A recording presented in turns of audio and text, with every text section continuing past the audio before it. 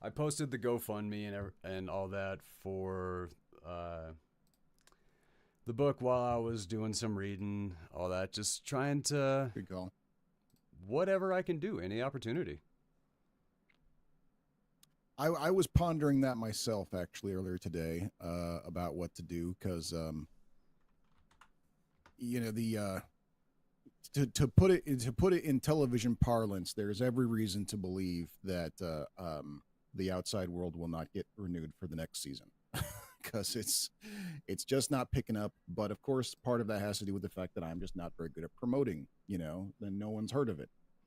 That's a So really big part of it. Like yeah, even your friends do not know when you release a book, and that's fucking crazy, man.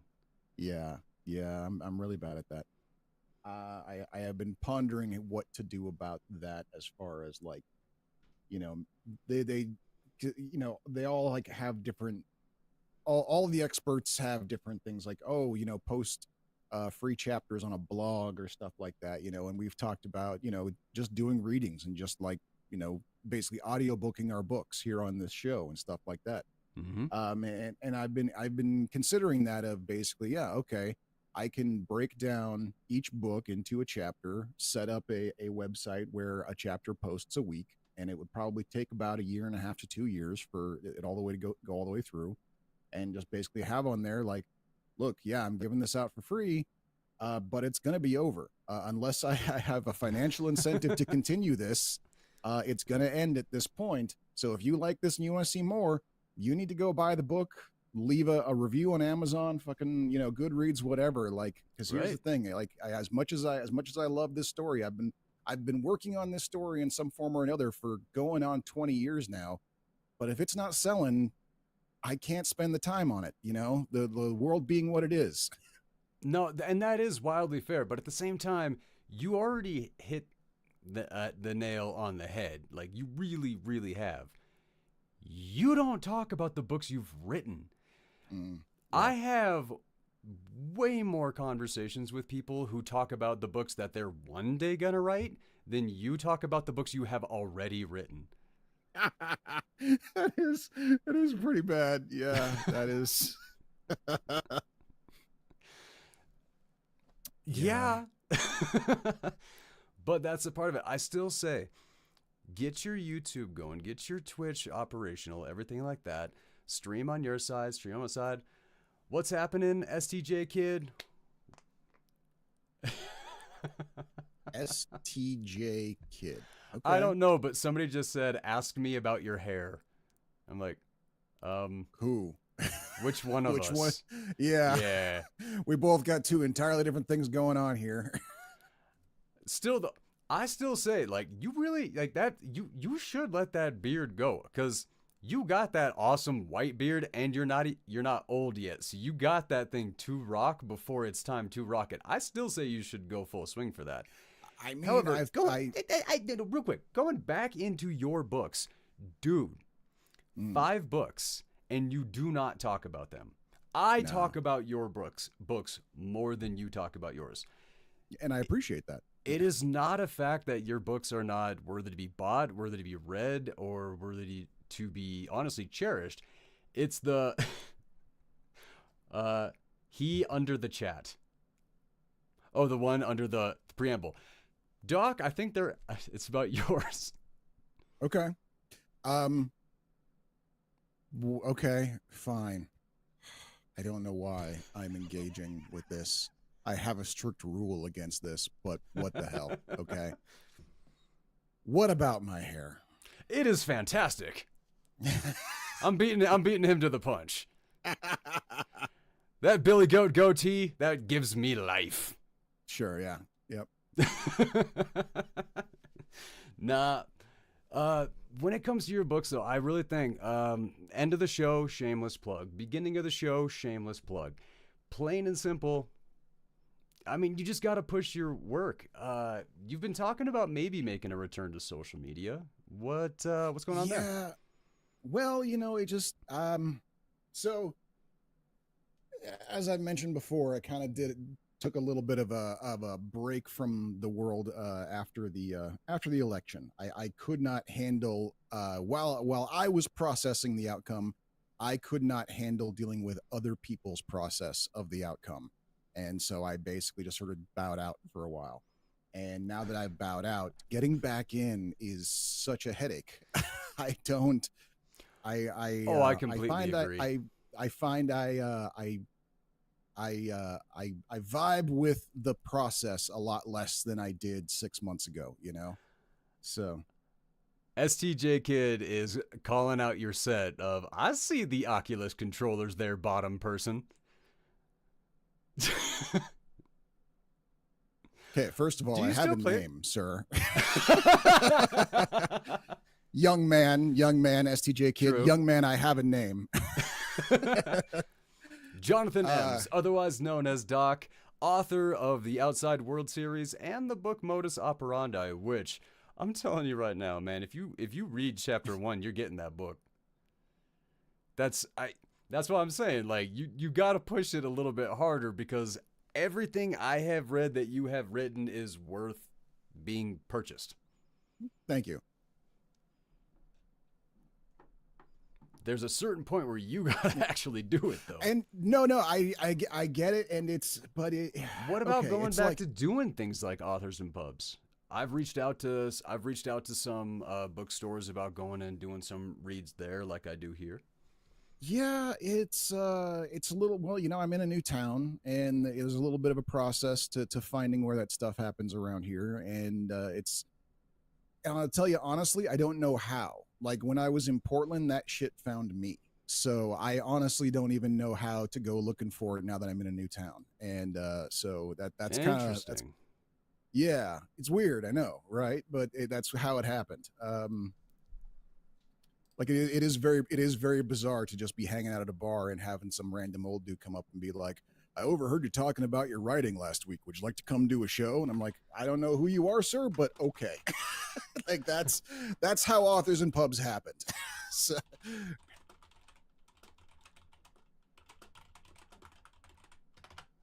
I'm plugging your books as we speak. yeah. I realize the irony of saying this on a YouTube show, but I am shy. I'm a shy person. and It's a lot. and Okay, well, first off, you're able to be shy because you mm, don't deal with all the comments and like the viewer count and stuff like that. correct. Right. So I mean, Like I just said, I have a rule against it. the bottom one is Jonathan. I'm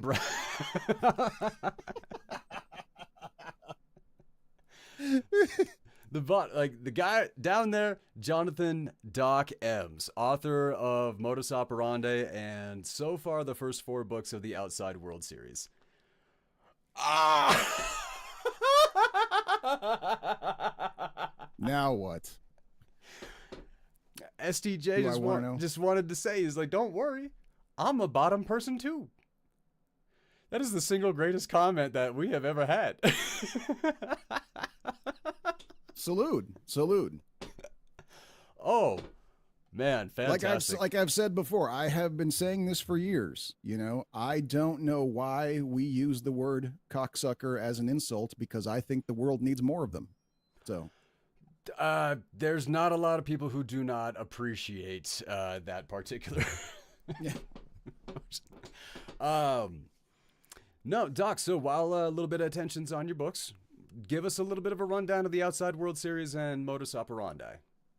Modus Operandi is a sort of cyberpunkish noir mystery. Take a lot of old concepts and just sort of smush them together. One of my personal favorite noir concepts is the guy waking up with no memory. And that's where I start with this. I just had fun with that. I put it in the future, and it's a sort of old schoolish version of cyberpunk. You know, there's not much of the way in the internet. There's no cell phones, and because you know I wrote it after the internet and cell phones were a thing, I had to kind of come up with a mechanic that wipes all that out in order to make it interesting again. Because let's be honest, when it comes to mysteries and drama, the internet ruins everything. Oh, So yeah. you got to get rid of that shit right away. They did the same thing in what was it?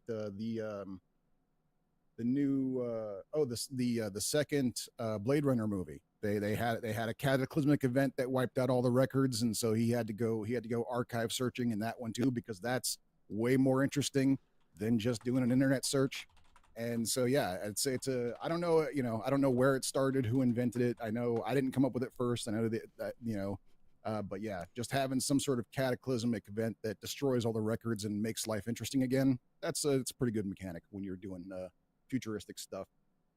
And so The yeah, fun part it's about just I always find the fun part about stuff like that is mhm. because of that you can write it like it's the past because it would basically be the same thing. I've always thought that was good.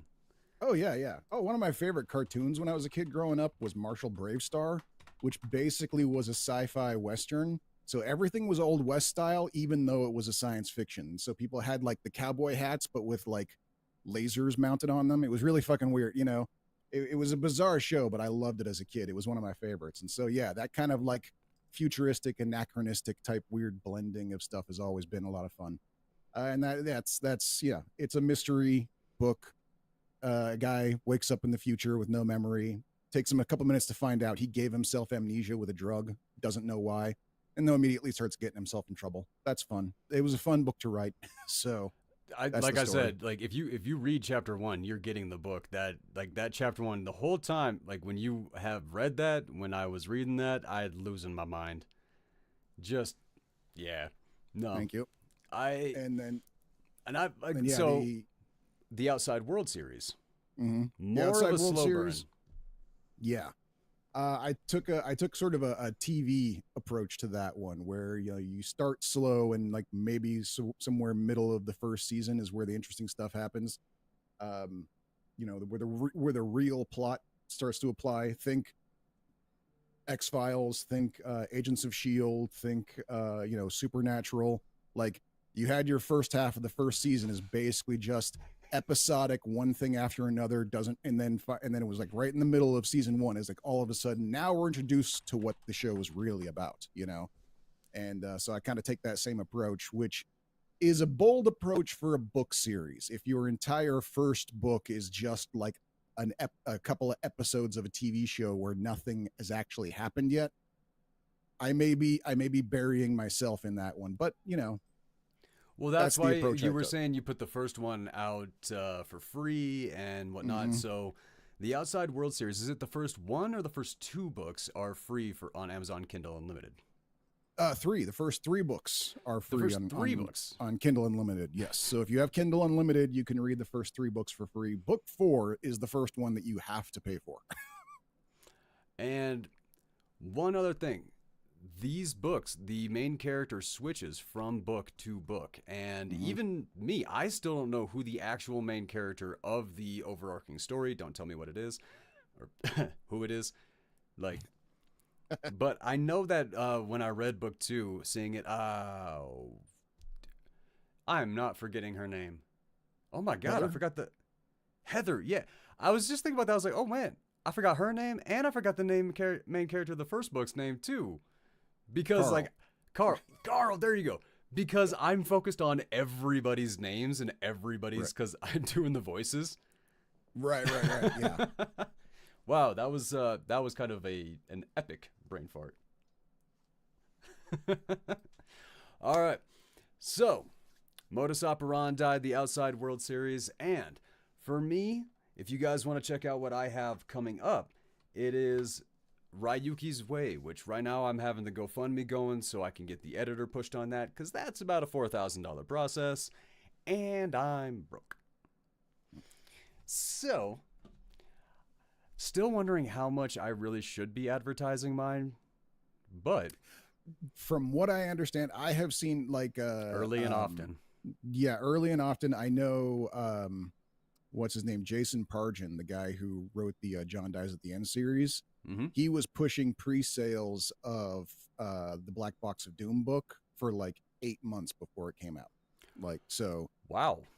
I don't think there's such a thing as too early as far as that No, goes. So fair enough. No, Ryuki's Way is sort of a modern adaptation of A Journey to the West meets a clan. I'm not going to put it that way. I almost said clan member. Maybe not. He is a member of a global ancient clan that protects the unknowing world from supernatural threats. Every single chapter, every single threat that Ryuki faces in this book has been researched through real-world folklore, and I have played with things such as kitsune, manticores, a serpopard, which learning about a serpopard might have been the coolest part of this book for me. Yeah. Jaguar with the neck of a cobra, absolutely terrifying. But no, the really cool thing about this is there's only one piece of evidence in the entire world of a serpopard, and it's on this tablet that was like etched in stone that has these two serpopards that are on it, and it was a gift to one of the pharaohs. I believe it was Ramses II. Interesting. Okay. So, and that stone is made of, and that tablet is made of stone that you do not find in Africa. So I researched that story. Okay. I learned, I came upon that. I looked into that. I researched that. I was like, that's really freaking cool. And what I was doing with this is for like my niece and my nephew for my book, want to set them up with as many things to potentially be interested in. And I feel like that can be a good way to go because of J.K. Rowling. Yeah, that's true. That's true. It did work for her. Yes. That technically is a way to operate. Yes.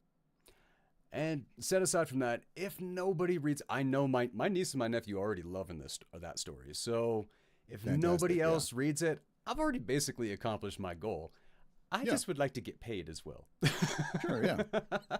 It'd be nice. Yes. We live in a world that requires us to justify our existence through the commodification of our arts. So, thank you, STJ. Thank you very, very much. All right, so what do you say? You want to go ahead and get into Varsity Blues and Adaptation? Let's do this. Let's talk. Yeah, let's really shock people by talking about our writer, novelist bona fides, and now talk movies. There you go. All right. First off, ladies and gentlemen, welcome to H.Y.S.T. I'm Bradley Hackworth, joined by Jonathan Ems, otherwise known as Doc. Greetings, fellow humans. And this week, we're going to be a little bit of a shift in formula because I do not want to edit as much as I have been. I am feeling very lazy, and I really want to focus on the books. So we're trying some other things out. And this week, we are going Varsity Blues and Adaptation. Two movies, once again, could not be further apart. So a little bit of a good thing that we kind of walked away from that movie fight thing, because how in the world would we have been able to do this? I know, right? Yeah. Yeah. No, I agree. All right, starting off, let's go ahead and jump in on Varsity Blues, which... Although we can bring this up another time. What do you got? I did think of a couple of movies that we probably could have a legitimate movie fight over. Oh, absolutely. I mean, we've already talked about this. The Dirty Rotten Scoundrels, the versions of that. Deep Impact, three Armageddon. Versions, yeah. Yep. I was thinking of Tu Wong Fu, Thanks for Everything, Julie Newmar, versus Fantastic Priscilla, film. Queen of the Desert. Never heard of it. Brother, here's the thing. I'm going to tell you something. I'm going to confess something to you right now. I never saw Tu Wong Fu. What? Because what? Huh? Yeah, because, and I'll tell you why. Because when the trailers first came out, when I first saw the trailers to it, I looked at that and I said to myself, that is just a cheap American knockoff of Priscilla, Queen of the Desert. I'm not even going to bother with it. Oh, you freaking snob. It doesn't it doesn't matter if it's a knockoff or anything like that. To be epically confused by John Leguizamo in drag, to see Wesley Snipes in drag, and the I mean, because we always knew Wesley Snipes was funny. I didn't know he was willing and able to commit that hardcore. Oh, sure. Yeah. Just seeing Wesley Snipes in a dress is why I saw that movie. Oh, sure. Yeah. And I wasn't surprised with Leguizamo because I'd seen his stand-up act. I knew what he could do, so. Oh, I'm not. No. I'm talking about being confused by the fact that John Leguizamo made a hot woman. Sure. Yeah. Confused a lot of people. Didn't confuse me. Like I said, I'd seen his stand-up act. I saw it coming. All right. But here's the thing, though, brother, is that in Priscilla, Queen of the Desert, I mean, it's basically the same thing. It's three drag queens on a road trip. Priscilla, though, takes place in Australia, and in Priscilla, Queen of the Desert, our three drag queens are Hugo Weaving, Guy Pearce, and Terrence Stamp. Terrence Stamp? General fucking Zod himself, yes, and he kills it. That's crazy. Of course. Well, I mean, it's Terrence Stamp. Right. But like it's weird because Terrence Stamp, like he walked away from acting for a very long time and then he came back and just like he never left. Right, exactly. Yep. Which thank God he did. Yeah, thank God he did because he's awesome. And we lost Doc already. That should not have happened already. It looks like a beautiful day out there. It's a beautiful day up here, but give it a few seconds and we'll get him back. And hey, I'm back. There Anyways, he is. I was going to say, so it fits the formula. It's one that you've seen and one that I've seen, and they are intertwined in their subject matter. So I think we could probably have a legitimate movie fight over those two. I think. Fair enough. Fair enough. Yeah. But I think we actually already have next week set up, right? I believe so. I have to check my notebook, but because for me was Double Take, and for you it was a black and white film. Right, that's right. Stalag 17. Yes, I don't That's see what- those okay. fighting. I don't see those fighting. So, No, not even nope, not even no. Nothing about that is gonna make sense. Man, I'm still so I just happened to glance over and see STJ's comment again about, hey, I'm a bottom person too.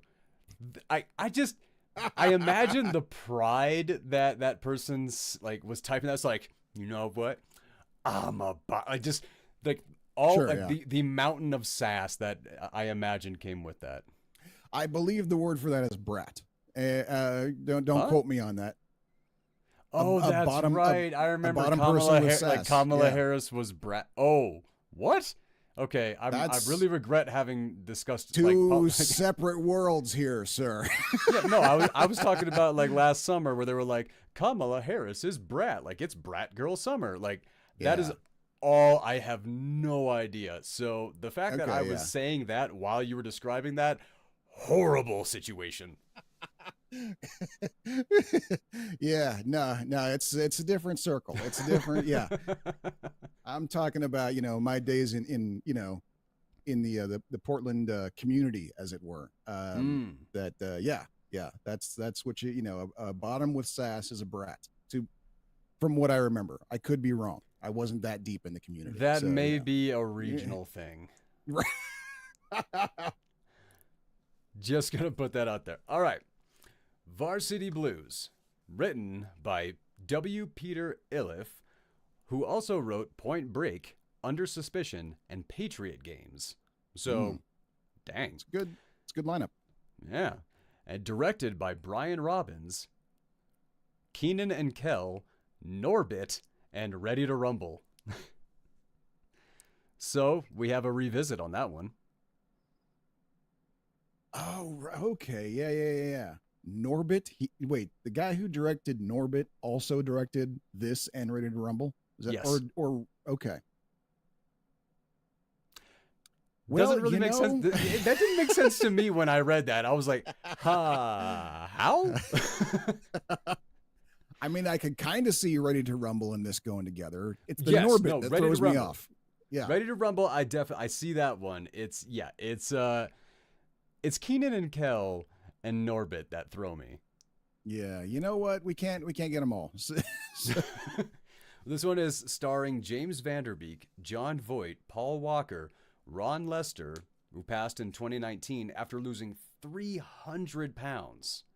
Yeah, no, Billy Bob, he was looking pretty good at the end there. And then, unfortunately, Scott Cann, Amy Smart, and the movie debut of Ali Larder. Yeah. Which, yeah, it didn't take me very, very long to fall in love with Ali Larder. Probably 2 scenes? Maybe, yeah.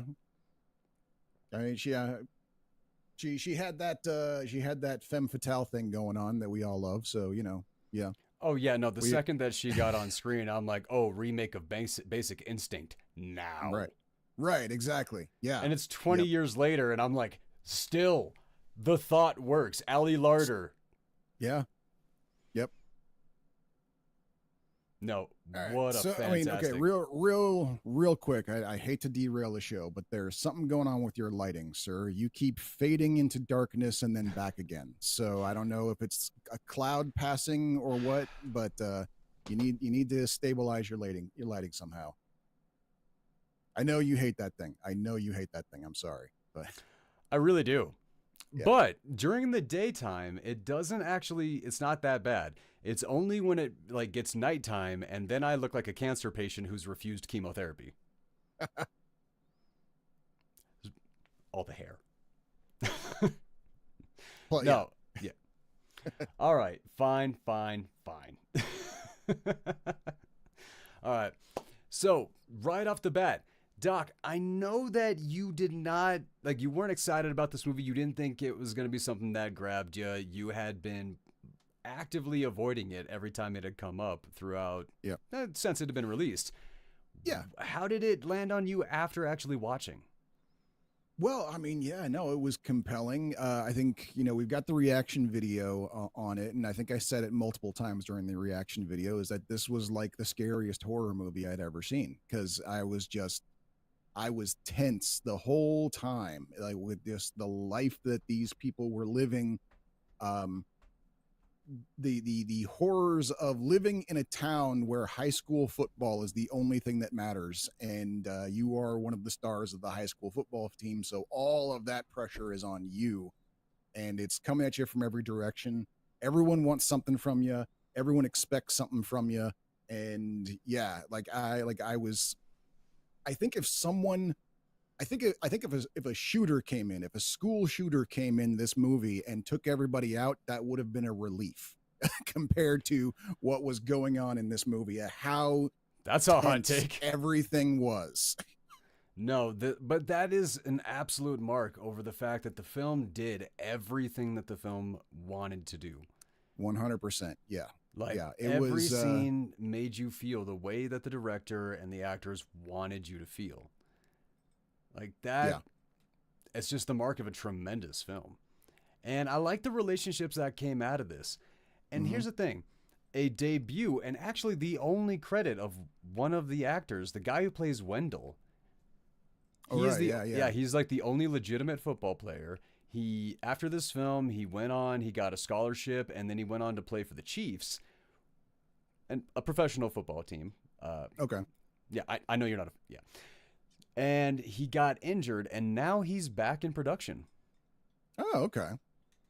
So I mean, still no additional credits or anything like that, but he's a behind the scenes guy. But out of this movie, okay, so here's the thing: in this movie, I didn't see a single actor that I did not want to see 20 more movies with them in.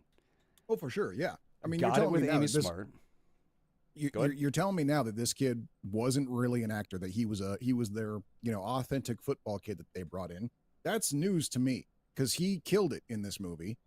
I fully expected him to go on and have an acting career. So that's kind of what's crazy about this is that no one half-assed any performance. There were no throwaway characters. There were no throwaway scenes. Everyone brought their A game in every frame. Yeah, it I mean, yeah, I think the only reason I was avoiding this movie is because yeah, it was a football movie. I didn't care for sports movies. I can put this. This is now like one of 3 sports themed movies that I can say that I genuinely enjoyed, and The Natural is not one of them. So No, let me guess. Let me guess. Let me guess. So Varsity Blues, Remember the Titans, Rudy. exactly, you Knew nailed it. it. You nailed it. Yep, nailed it in No, one. Rudy is just. I mean, that is the go-to.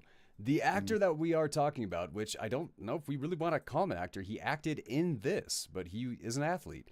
Eli Mhm. Swinton, and his only 2 credits are Varsity Blues and the MTV movie special Varsity Blues.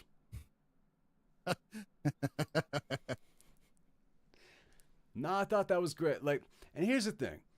The performance that John Voight always gives, I have always loved John Voight as an actor. I hate that man as a human being.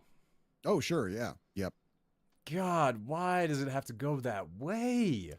I don't know. I mean, I for John Voight, okay, of all the tremendous John Voight performances, My Mhm. single favorite moment from him is in Anaconda, where the snake spits him out and he just winks at J-Lo. Like, what? Why? That is amazing. Thank you for doing that. Like, he's just such a bad guy and everything like that. Snake eats him. He's gonna die. Spits out, and then falls over, and that's his last moment on the screen. That is amazing. That I haven't seen that movie in over 20 years, and I remember that as clear as day. That is so like, man, just thank you for everybody who like approved that happening. Did you ever see Anaconda? I feel like I have, but I don't remember anything about it. I could be confusing it with Congo. There was a bunch of movies with that whole Well, okay, kind of so like, Anaconda was the one about a snake. yeah, okay. Congo was the one about the albino monkeys that Right, would do okay. cannonballs into lava at the end of the movie. Right. About Yeah. finding the perfect diamond so it could go into a communication satellite. That's Right. what that movie was about. Yes. Yeah. There were a lot of movies like that. They were coming out in the late 90s, and I would go to the theater with the express purpose not to watch them. Well, I was young, I was a teenager, I had plans. So, I was also young, a preteen at that time, but I love okay, so little bit of a dark detail of my life. At that point, I was not living with my family. I was in the system and everything like that. right. So when you're a kid and you're in the system, you are not allowed to watch any like action movies, scary movies, anything like that. Like it's all just PG stuff. So when I Jesus got Christ, haven't you been through enough? Jesus. right? Dude, I was in there and they were watching like they had movies playing for the older people that I had already seen. I'm sitting there quoting the movie and they're like, "We can't let you watch it." I'm like, "But Welcome to Earth. Come on." Yeah, Like they I wouldn't know, let right? me watch Independence Day. Anyway, that was kind of during that time. So right after and when I got back with my family, any and every scary movie, R-rated movie, everything, I had to see it all because like Okay. I just got out of kid jail. Sure, yeah. I wanted to celebrate my freedom. 100%, yeah. No, and that was so Anaconda. I watched all the Freddy Krueger movies, all the Jason movies. Still have not watched the Michael Myers movies, the Halloween movies. Okay. I don't know why. I think it was just like it's just a dude with a knife. That doesn't really scare me as much. Trying to think. I don't think I've seen. I might have seen one of them. I don't recall for sure. A Halloween? Yeah, I know I saw the third Halloween movie that didn't have Michael Myers in it. I know I've seen that one.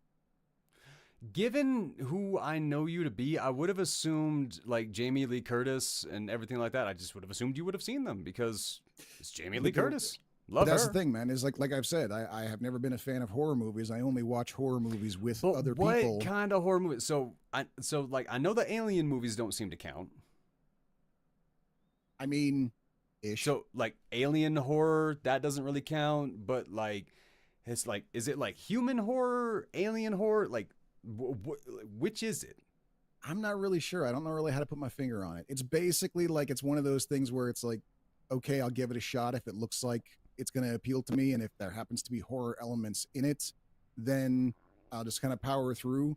But like, I mean, Alien, like for Alien isn't on. If video stores still existed and you went to the video store, Alien's not on the horror shelf. It's on the sci-fi shelf. But there are sci-fi movies on the horror shelf, like Leviathan, for instance. I saw Leviathan with my stepsister and her friends. That was a fucked up movie. I've been meaning to check it out. It's on Prime right now. I was looking at it. I was thinking about that one. Yeah. But that's one of those, I mean, like I said before, it's like I had a crush on my stepsister's friends, and so I would sit through horror movies with them because, you know, when they got scared, they got grabby, and I was cool with that. So, yeah, that is. I remember literally doing the exact same thing when I was a kid and when I was younger. It's like, oh, there's a girl next to me. Let's watch something scary. right, Like, exactly, yeah. Yeah, no, I get that. God, we were talking about Varsity Blues.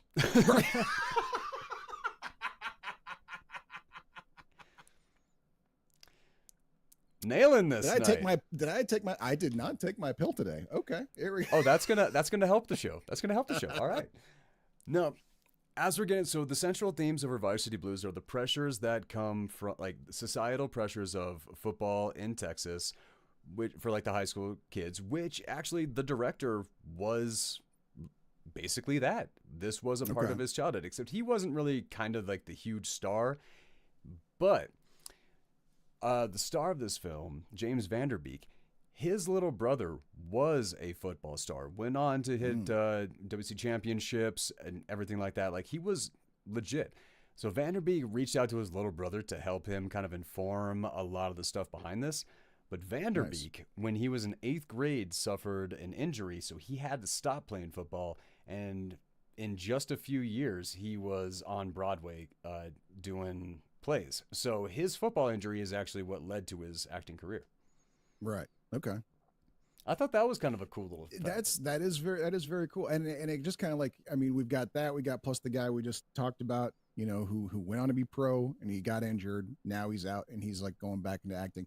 It is kind of a, you know, it is interesting on how much crossover that there can be, especially when I think like when I was growing up, coming up in high school theater, like the divide between the high school arts and the high school sports was vicious. Like it wasn't Man, even just that we didn't just have no crossover. We were like enemies with each other, you know, like it was a weird divide there. And so to think that there's that much simple crossover of actors becoming athletes, athletes becoming actors, it's mind boggling to me, even though when you logic it out, it's the most obvious thing in the world. Of course, why wouldn't you? If you have some sort of, if you have any sort of expressive need, it's going to come out in either athletics or the arts or both, usually both. So why do we have that divide in schools, or probably just my school? I don't know. I don't think it's just your school. I'm just saying that was not what it was like for us, because like everybody played sports. Everybody did. So when it would come time for drama, we would all hit practice right after, like sports practice right after school. And then drama would start at like 5:30. So we would hit practice, hit the showers, and then we would go do artsy fartsy stuff. Okay. Yeah, no, that didn't have, at my school, all the extracurriculars started at the same time. So you basically had to pick one. Oh, yeah. Mm-mm. Yeah. But again, small town. I come from a very small town. Like my graduating class was 28 people. That's not a lot of people. No, that's a small school. Yeah. Yeah, that's why like when they say like you want to do a reunion, it's like, okay, which bar are we going to? Right. Yeah. Like, no, really? well, that actually, I actually went through that. My mom a couple of years ago was telling me about how she was going to her high school reunions, like her high school's 50th reunion and stuff like that. And I was like, oh, 50, that's pretty crazy. Like, what are you guys going to do? And she goes, oh, we'll probably just meet up at a restaurant. I'm like, what? What do you mean meet up at are you nuts? I'm guessing half of them are dead. Right. Yeah. I'm like, has the restaurant been warned that you're coming? Because I'm thinking of my graduating class of like 400 people. And she's all like, there's only 12 of us. What is wrong with you? Like, no, that's, yeah. Yeah. No, that's, but speaking of that, this cast, we have lost two of our like very like, so Billy Bob and played by Ron Lester. And I'm having trouble remembering Paul Walker's name, even though he was the god of football in this movie. Oh, yeah. The character. Yeah. That was yeah. Lance Harbor. Yeah. See, that's the thing. Is like when you get to be too familiar with the actors, you don't keep track of their characters' names. Like I didn't even catch I didn't catch Vanderbeek's character's name. He was Vanderbeek the whole time for me. Did. Yes, you did. I don't remember it now. I made that crack about how he's got the moxie, and yeah, no, it was there because he's Mox. Oh, his character's name is Mox? Yeah. Okay. See, I think it's like Jonathan Moxon or something like that. No, yeah, but it's just credited as Mox. Okay. No, that was where my joke about how he's got the moxie. Well, see, now it makes sense. I thought you were just making comments about his attitude or whatever. I don't know. Okay. Maybe I think maybe at the time I was thinking like that must be a Dawson's Creek reference that I'm not getting. Oh no, because I just remember that because he's like, there's always there's that one scene in the movie. He's like Jules, and she's like Max. Like, oh my god, Amy Okay. Smart was a damn treasure in this. Oh yes, for sure. I Yeah. mean, but she is in literally everything. But look at that. So yeah, we lost Ron Lester, we lost Paul Walker. So those scenes of those two, like every scene that those two are just like together and they're just like really like reassuring one another or something like that. Mhm. What an extra layer of heartbreak Yeah. with having that go. But the themes of in this film, what do you think was the central theme? Because was it the drugs? Was it the escaping the pain, the pressures of what they were going through? Because damn, That it is was a good- every second. There was a lot. I mean, they even like kind of touched on the racism a bit without like going too Right. deep in it. Like they really kind of like touched on every possible theme. I think the overarching one was the one that you mentioned. Actually, you brought it up when we were watching it. After they stood up to the coach and basically kicked him out, and then they give themselves a pep talk to like, all right, we're gonna go out there and play the second half without him. And I said like, or not, you know, Oh, like rising you above could your just abuser. exactly. You said no. You said they need to know that they can win without their abuser. And I was like, oh, okay, that makes. So I think that probably was the ultimate overarching theme of this. That's true because basically everything I'm talking about is the ways that he was abusing them. So that's a good right, call. yeah. Or and the drugs and that one guy that was acting out by stealing a police card and stuff like that. All of these things are them coping with the abuse that they're under. That is coming from Yes, their coach. Tweeter, So, played by Scott Can. yes, yep. Mm. Yeah, right there. That character, man, that character.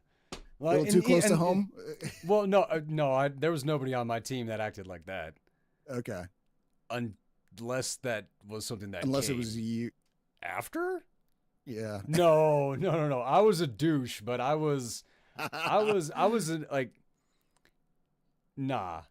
No, I can tell you flat out and It's with like- pure honesty, I was a douche. Not that kind. Okay. Okay, but you know how that saying goes, man, is that, they say 1 out of every 4 people suffers from mental illness. So check 3 of your friends, and if they're fine, it's you. So, Where I do get that, I promise you, not every group of friends has that friend who is roofing people. Like, oh right, I forgot that was one of the things he was doing. Yeah. No, you don't.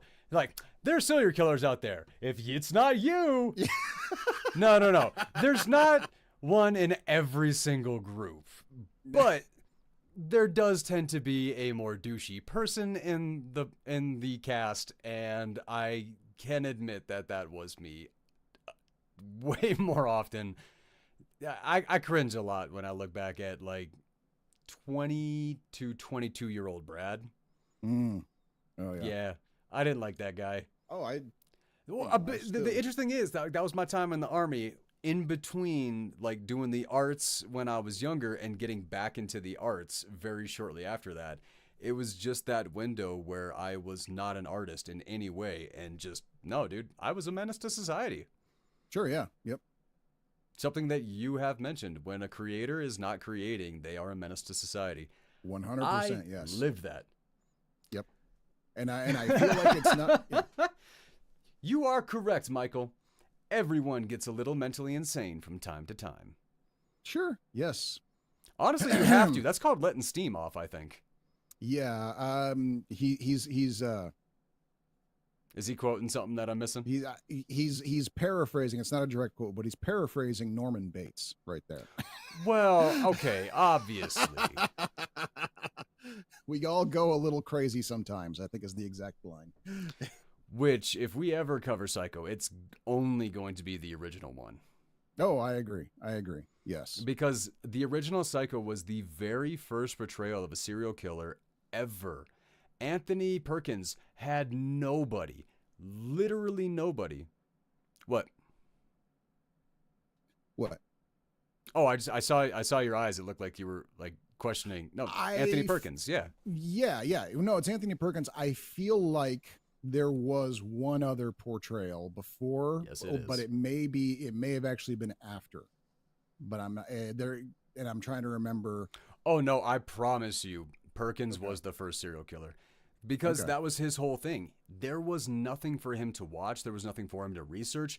He had to come up with how to act like a serial killer for everybody. And the thing Mm. is, his is still the best. No, it's true. That's very I true. mean, you got Yep. Javier Bardem in No Country for Old Men, Mm-hmm. which they said out of 1,500 psychopaths that they studied, he was the absolute best example. He was immune to human emotion. Mm. Makes Yeah. me want to go watch It that was movie. it was pretty terrifying. Yeah. Oh yeah, no, that's why I yeah. See those types of like scary movies and stuff like that. Those are the kinds I avoid. Oh, okay. So you haven't seen No Country for Old Men? I have not. Okay. Definitely need to. I definitely understand that I need to. But that's the thing. Alien movies, out in space, stuff like that. That's not gonna happen to me. There's Sure, yeah. such a disassociation for any of that that it's all just, hey, cool. You know, like Game of Thrones, like stuff like that. That's a really bad example. There's nothing scary about that. That's nothing but adventure. But like fantasy horror, stuff like that. That totally. Hitchhiker. That is a movie that freaking terrifies me because I'm the guy with the bleeding heart that would be driving down the desert and go, if I drive past this guy's gonna die. No, yeah. Like no, no, there's so there's those a reason. Yeah. movies, those are the ones that get to me because when I see the main characters making decisions, I'm like, oh no, that's the decision I would have made. That's what makes some of these scary movies, and what is the number one thing, like especially in vampire movies, but like a lot of monster movies, a lot of like horror movies and stuff like that with psycho killers. What's the number one way that the killer lures people in to not take them out easily? Lay down in the middle of the road. Laying down in the middle of the road, because it is 100% natural, average human reaction to stop and help. That is what we do. That is how we have survived a millennia of evolution against the animals, is that when we see a human in distress, we stop and help. So of course, if you're a psychopath or a vampire, that's how you're going to hunt your humans. You're going to look like a human in distress.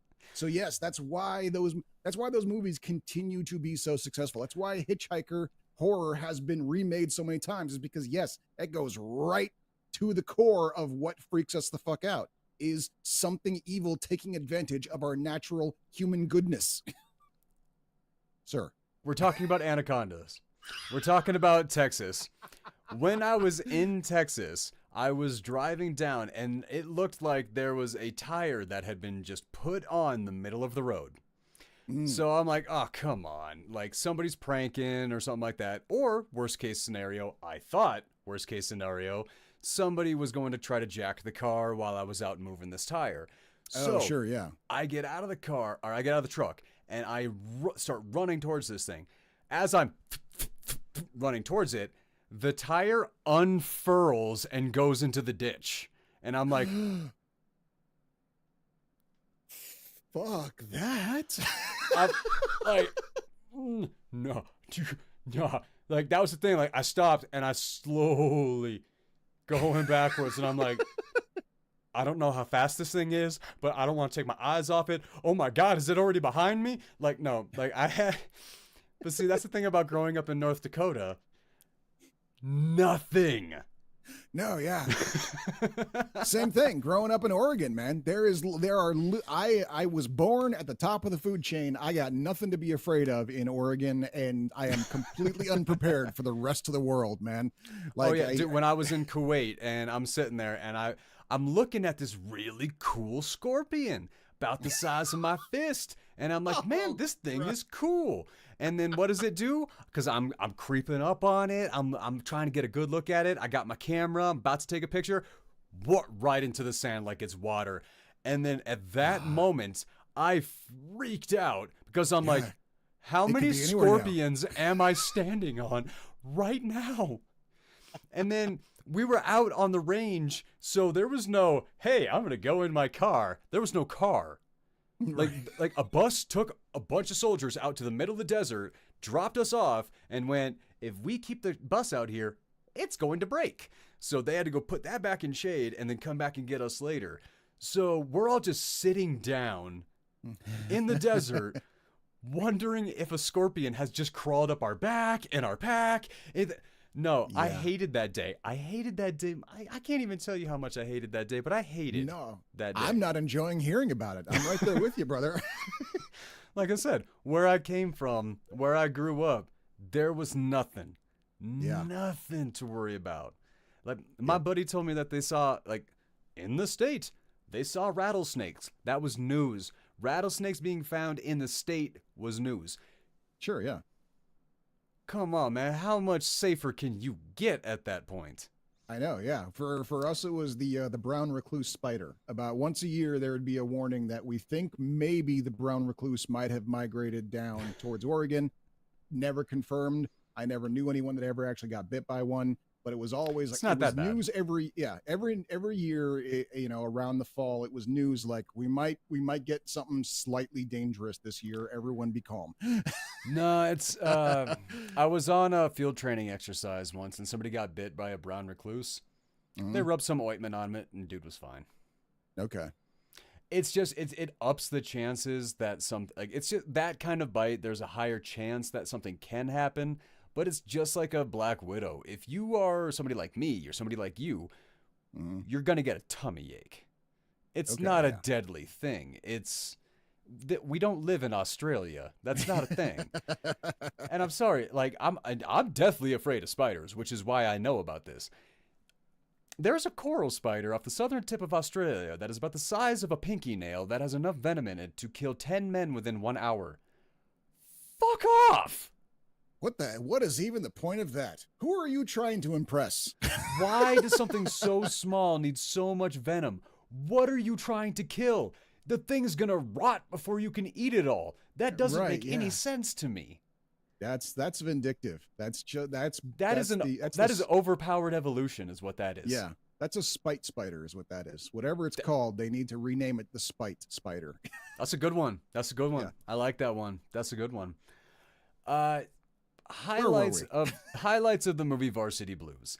Obviously, the whipped cream bikini. Yes. Yep. Something I that think got I remember hearing about it. expertly riffed on in Not Another Teen Movie, where I do Captain remember America had a banana coming out of his butt. Yep. I do remember that. So yeah, I was aware of the whipped cream bikini. I don't think I ever put it together that it was this movie that it was from until now. And so No, that's so fair. Was, that was a treat. No, that Pun was, not and intended. honestly, okay, it was. God damn I'm it! sorry. I hate it when I do that. No, I'm sorry. No, like I'm sorry. Like I was a teenager when I saw this. I lost my mind at that scene. However, I was a slightly older teenager when I saw Chris Evans in Not Another Teen Movie, and I lost my mind for an entirely different reason. That was so funny. I like how much I was not expecting that when Chris Evans turned around to see his little banana tail sticking out of his butt. That level of shock, Yeah. where they say, like, I can't remember who said this, but if they could have one wish come true, it would be to watch their favorite movie again for the first time. Oh sure. Yeah. Yep. It's for moments like that. The ability to go back and like experience seeing something that hits you so hard and you laugh so hard for the first time, completely understand how that is a wish. Oh yeah. 100%. Yep. Absolutely. I think Ron Lester's performance as Billy Bob stole the show in this.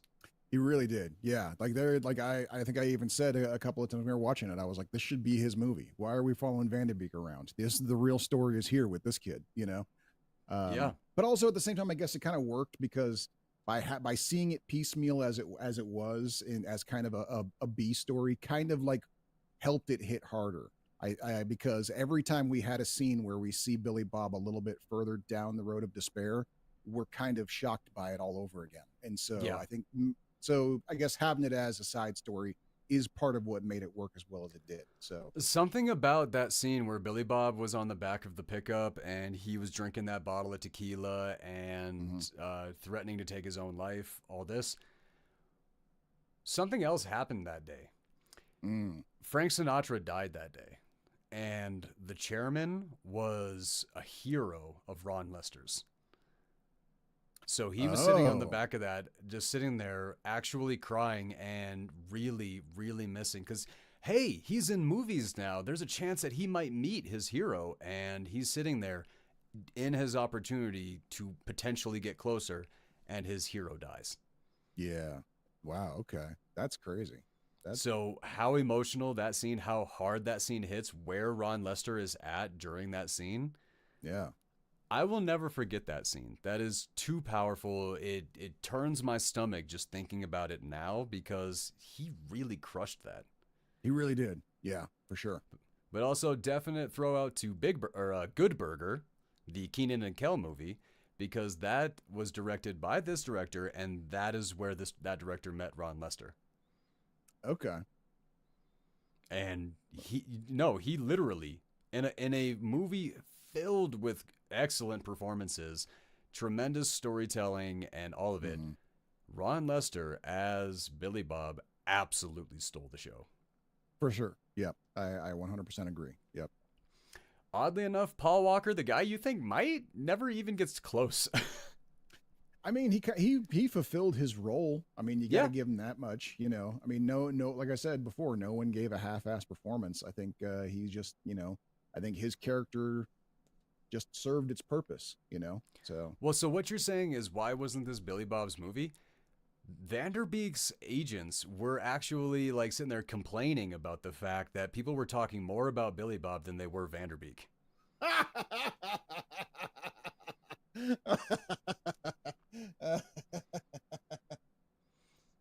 I mean, I'm sorry, Billy. There is no performance in this movie that comes close to Billy Bob's.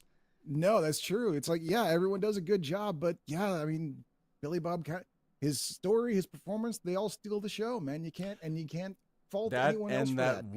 That one look from the teacher when she is on that stage and she realizes her students are in the audience. Oh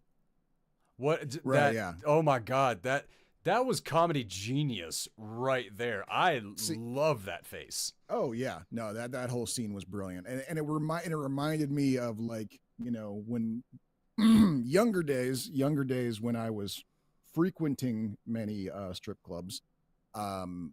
The number of strippers I talked to that all said that they were teachers, that they were all specifically grade school. They were all grade school teachers, and that either they were like on furlough or something like that because of funding cuts. None of them were like moonlighting. It's not like they were teaching during the day and dancing at night. They were all basically like, you know, recently laid off teachers. And so it was like I literally met like hundreds of strippers that all said, "Oh yeah, I'm actually a grade school teacher." I'm like, okay, back when I was a bouncer at the strip club in North Dakota, one of them, not the strip club, but one. Back when I was a bouncer, there was these two sisters that would come from Minneapolis over to North Dakota to dance for like a week or a weekend or something like that. They were both teachers. And they would cross state lines and they would get far enough away so none of the like students' parents, like nobody could find them. They would literally travel 5 hours away to dance to make that kind of money. But during the oil boom in North Dakota in like 2012, 2011, like right around that era, dancers did not respond to $1 bills. They responded to $10 bills like they were $1 bills. Because you had like 18, 19, 20-year-old kids out there that were making six figures and they had no idea what to do with their money. So at that time in America, one of the highest paid professions in America without a college degree was to be an exotic dancer in North Dakota. I believe it. Yeah. Yeah, no, they were pulling in the bankroll. And at that point, when I was a bouncer, I was getting paid over $1,000 in tips a night. Nice. Okay. Yeah, there's a reason why I was able to fund my trip to get out of there. Right. All right. Varsity Blues, John Voight's performance as the coach, an absolutely terrifying figure, which John Voight is very, very, very good at playing. Yes. And in Yep. real life, very good at being. That's what, yeah. So the rumors say, yeah. Yeah, it's not even rumors, man. He goes out, he makes videos. Oh, I was not aware of that. Okay. All right. Yes, it has evolved. Fuck him then.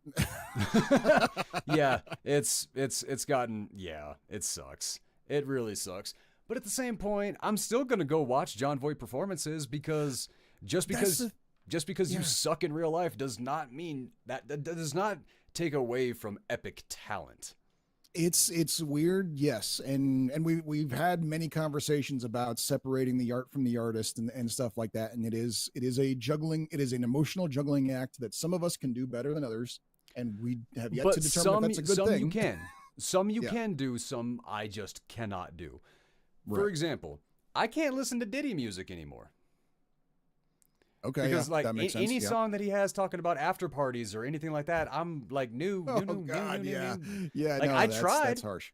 I Yeah. tried. I was like, is this whole thing really gonna take away this love of music that I had this whole era of my life? And then I went and listened to it and went, yeah, it did. But Michael Yeah. Jackson, it didn't work that way with Michael Jackson. Sure. Kevin Spacey. Depends on how far he goes into a role. If I'm seeing Kevin Spacey being Kevin Spacey and just kind of like showing up and reading the lines, cannot stand him anymore. But K-Pax, Sure. I could still do Yep. K-Pax. Yep. Yep. Like if he's actually like disappeared into a performance because he's such a good performer and such a good actor that he can immerse himself into a role, and I'm not looking at the dude who pulled all that crap. Sure. Yeah. Absolutely. Well, and I think that's part of the reason too why Seven still holds up is because because he is. I was thinking the Usual on top Suspects. of that. Usual Suspects also, yes. And yeah, and same thing. I mean, he's not exactly the villain, but yes, Verbal Kint is a very, very, different character. So yeah, it's kind of easy to forget that that's Kevin Spacey. And with Seven, it's kind of the same thing. It's kind of easy to forget he's Kevin Spacey, but also at the same time, even if you do remember it's Kevin Spacey, he's also playing the villain, so you're not supposed to like him anyway. So. Okay, that's a good point. That's Yeah. a good point. But when you have an actor, like when you juxtapose an actor like John Voight, he never plays the good guy. Mm-hmm. Yeah. I can't think. Like, I'm sure if I go into his resume and go on IMDb and stuff, I'll start remembering sometimes and all that. Because I'm having an inkling that when he is being warm on screen, I feel that warmth. So I know that is out there. Yeah, yeah. And this for me was like the beginning of me even knowing like anything out about his true character.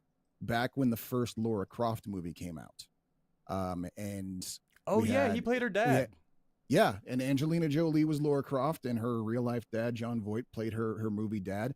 And this was when like the first stories came out about how like it was even contentious on set, and how like you can kind of see like Laura Croft and her dad are supposed to have a good relationship. In this movie, they don't appear to. They appear to be barely tolerating each other, and it was kind of, that was kind of like the beginning. So no, that's a really good point. Yeah, I'm sorry, like when you speak to that era, Angelina Jolie, it's hard for my brain to forget her like tonguing her brother. Like, if I think of a different era Angelina Jolie, my brain doesn't go there. But why did she have to do that? That was weird, yes. And I don't think we ever really got an explanation. I think we all just sort of went like, you know what? None of our business. Let's all move on. I'm glad you were able to move on. And eventually, I kind of, but every once in a while, when that comes back into my mind, Yeah. That was weird. I mean, yep. Family reunions, not one that I would want to go to. Fly on the Wall? Sure. I'm sure it's very entertaining for, as long as you're not like within spitting distance or what, so. I see. There you go. Yeah. No. All right. Final thoughts on Varsity Blues. What do you think?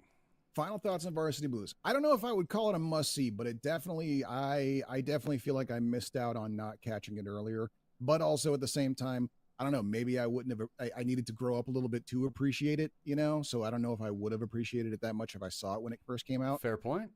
But, but Well, it especially is, with like your like the artist versus the jocks thing at that point in your life, maybe well, this that was would have been the wrong that was reason. part of the reason why I wasn't even going to see the movie in the first place. Cause I was like, Fair. I don't care about sports movies. I don't care about movies about sports people. Was this a movie about sports kids destroying themselves? I don't fucking care. Let him go. let him do it. I don't give it. Like that was like, it was that mentality that basically kept me from seeing it in the first place. Yeah. Even though, yeah, it was an MTV movie, and even then we were all aware that they were somehow miraculously making amazing movies. Yeah, they were crushing it. Even then I was just like, no, I'm not going to bother with that, you know. I'm gonna fight you on the must see aspect, because after what we talked about when we did the commentary and the reaction, I don't think you can remake this one. Those are really good points. That is a really good point. This is a fantastic movie. It really hits home. It does everything that it's supposed to. The music is perfect for that era. Like, and when we talked about the overarching themes, like a lot of the themes that we talked about, the drugs, the acting out, the racism, all sorts, that's all stuff that's found in other movies. But that last bit we talked about, the being able to succeed without your abuser, that's actually a pretty rare thing to find. There aren't a lot of a lot of movies with that theme. So yeah, this probably would be a pretty good one to throw in the mix for that. If you to see that message, that one's a little bit more rare. And so yeah, maybe this movie would definitely be important for somebody for sure. So that's why I say, I think I put this on a must-see list because it's kind of perfect, and like that's the I can't tell you how it isn't. It's not like I could really go in and tell you all the reasons why it's perfect or anything like that. I just can't tell you why it's not. Yeah, no, I can't. Aside from what I've said before about, you know, time being finite and there's all this stuff out there, I could not think of a reason for anyone not to see this movie. You know, like that's the thing. Like where I would put it in the priorities, you know, that's a you thing. Your life is busy, whatever. But yeah. As far as reasons to not see this movie, I can't think of any. I can't think of any reasons to skip it. Yeah. Nah, it's got fun music. It's got good performances. It hits home. It hits like 7 different, like really topical things that you could have made the movie all about that, or you could have completely left it out. But instead, they just put it in the absolute perfect amount every single time. So much even the little ginger skinny boy, Boner, is Boner one of them? Like, I'm sorry, that was perfect. Yep. Like this is another one of those no small throwaway characters. Yes, no throwaway characters, no throwaway scenes. Yeah, yep. Even that one tiny little bit. Even Vanderbeek's brother. I didn't even talk about Vanderbeek's brother. Oh my god, yeah, right? In this movie, and my god, he was my favorite part. And like he was in the movie for a grand total of like 20 seconds, and they were my favorite 20 seconds of the whole damn movie. When he is buying condoms and he puts on that Shabbat Shalom. Right. Yeah. Dude, that character, absolutely perfect. Yeah. Yep. And yeah, no, when Mox like just launches that cannon and the ball goes right to his dad's nose, and then like a few scenes later his dad realizes how good he is at football and he's just like, yeah. Right. Yeah.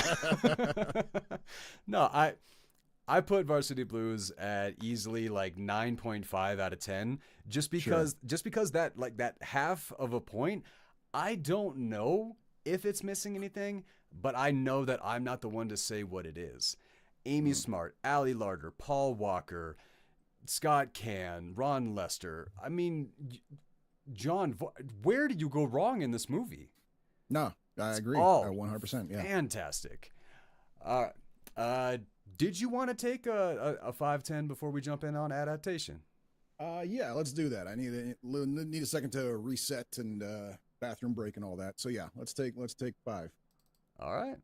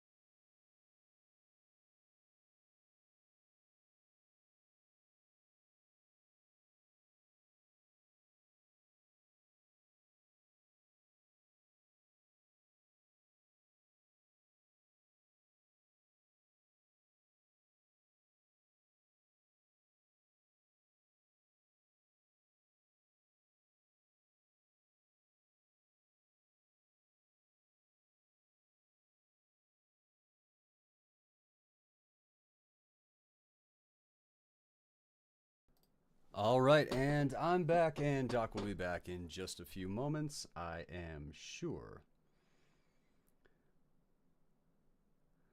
Will Manister, I am very curious. You keep talking about the hair, and ask me small hair whisper in your ear, ask me birch your hair. My name is Will Manister, Oklahoma 20. Cool. You keep commenting that. I'm trying to figure out what you're trying to say there. Let me know.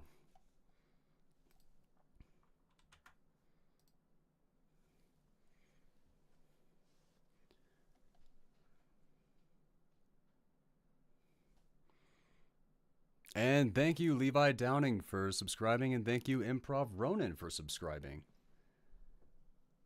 Go ahead, Anthony. What's your question about the book?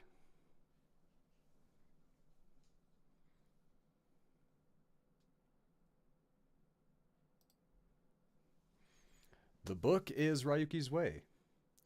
The illustrated title pages. That actually is something I am reaching towards. So, with the goal of the GoFundMe to get it edited and all that, on top of that, if the GoFundMe goes well, I'm going to continue, because what is going to happen with Ryuki's Way is it's not just going to be a novel, but it's going to be a graphic novel afterwards.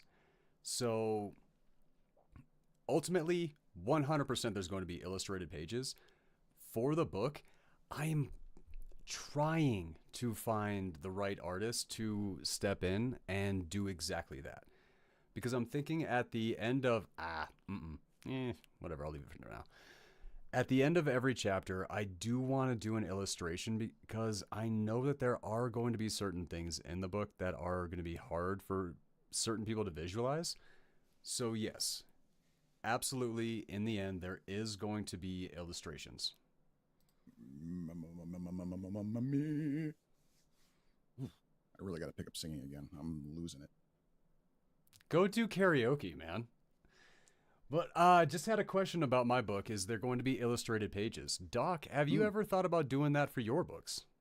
I have considered it on occasion, but it is one of those things where, like, yeah, you got to commission an artist, and that can, you know, depending how detailed you want them to be, they can run you pretty high. Because especially if we're talking like a republished issue, just getting a commission, like going to an artist and just getting a commission for something, sure, $20, $30. But if we're talking about something that is going to be essentially copyrighted by you and reproduced and sold, that's a whole nother animal. That's where you're going to get into the hundreds of dollars per image very, very quickly.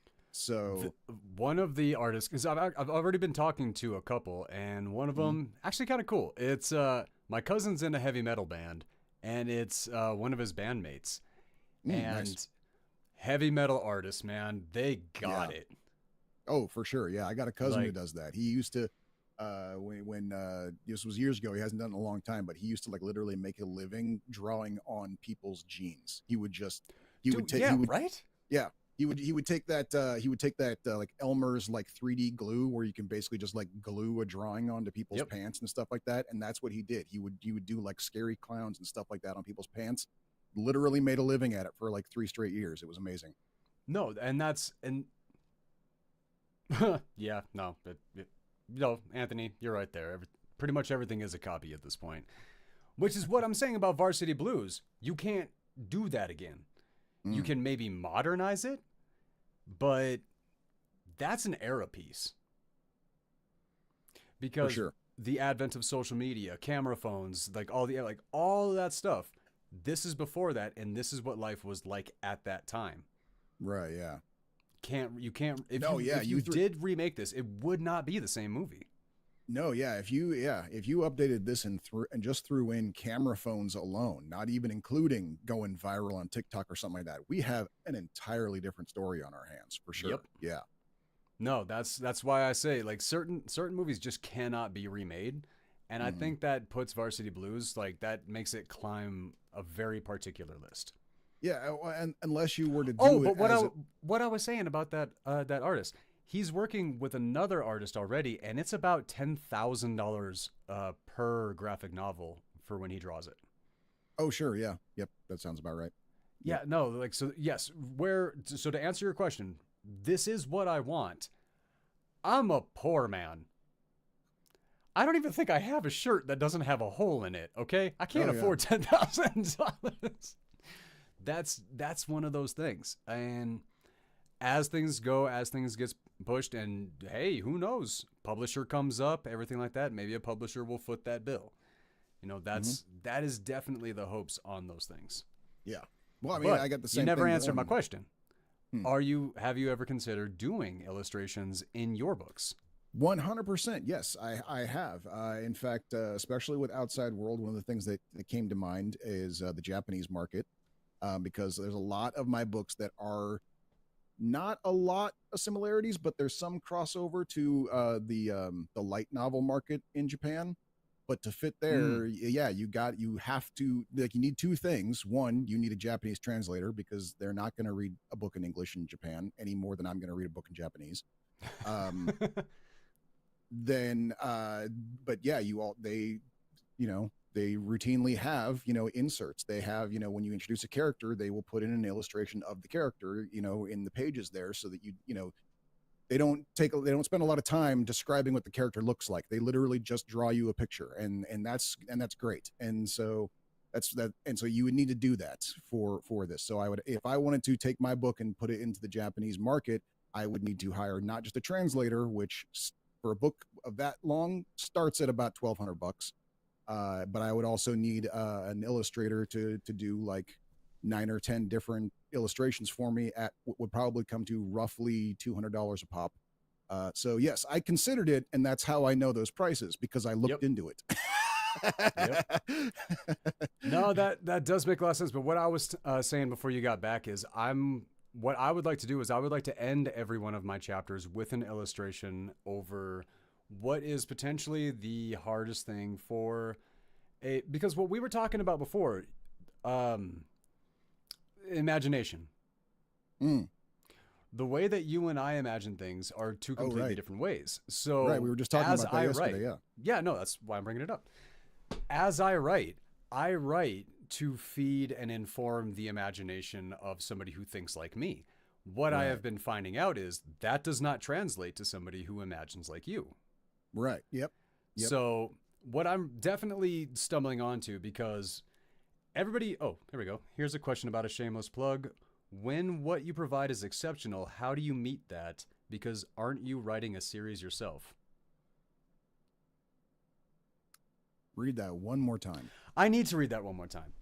When what you provide is exceptional, how do you meet that? Because aren't you writing a series yourself? I am writing a series myself, yes. But what you provide is exceptional. How do you meet that? How do you meet what? Can you clarify that for me? I think I'm missing something on the question. Yeah. I'm sorry. But no, when what you provide, how do you meet? I'm the way that I read that is like, if you provide something exceptional, how do you actually get an artist that meets what you have provided? Like, how do you match what Oh. you're doing? No, I think I've got that wrong. That's just something I want to talk about. I mean, yeah. Well, I mean, the simplest way to do that is to just start hanging out on the different art posting websites like your Yeah. DeviantArt and stuff like that until you find somebody that whose style matches what you're feeling, and then approach them. Because most of the people on there are open for commissions and work for stuff like that. So that's basically the way. That's kind of one of the reasons why they're on there in the first place.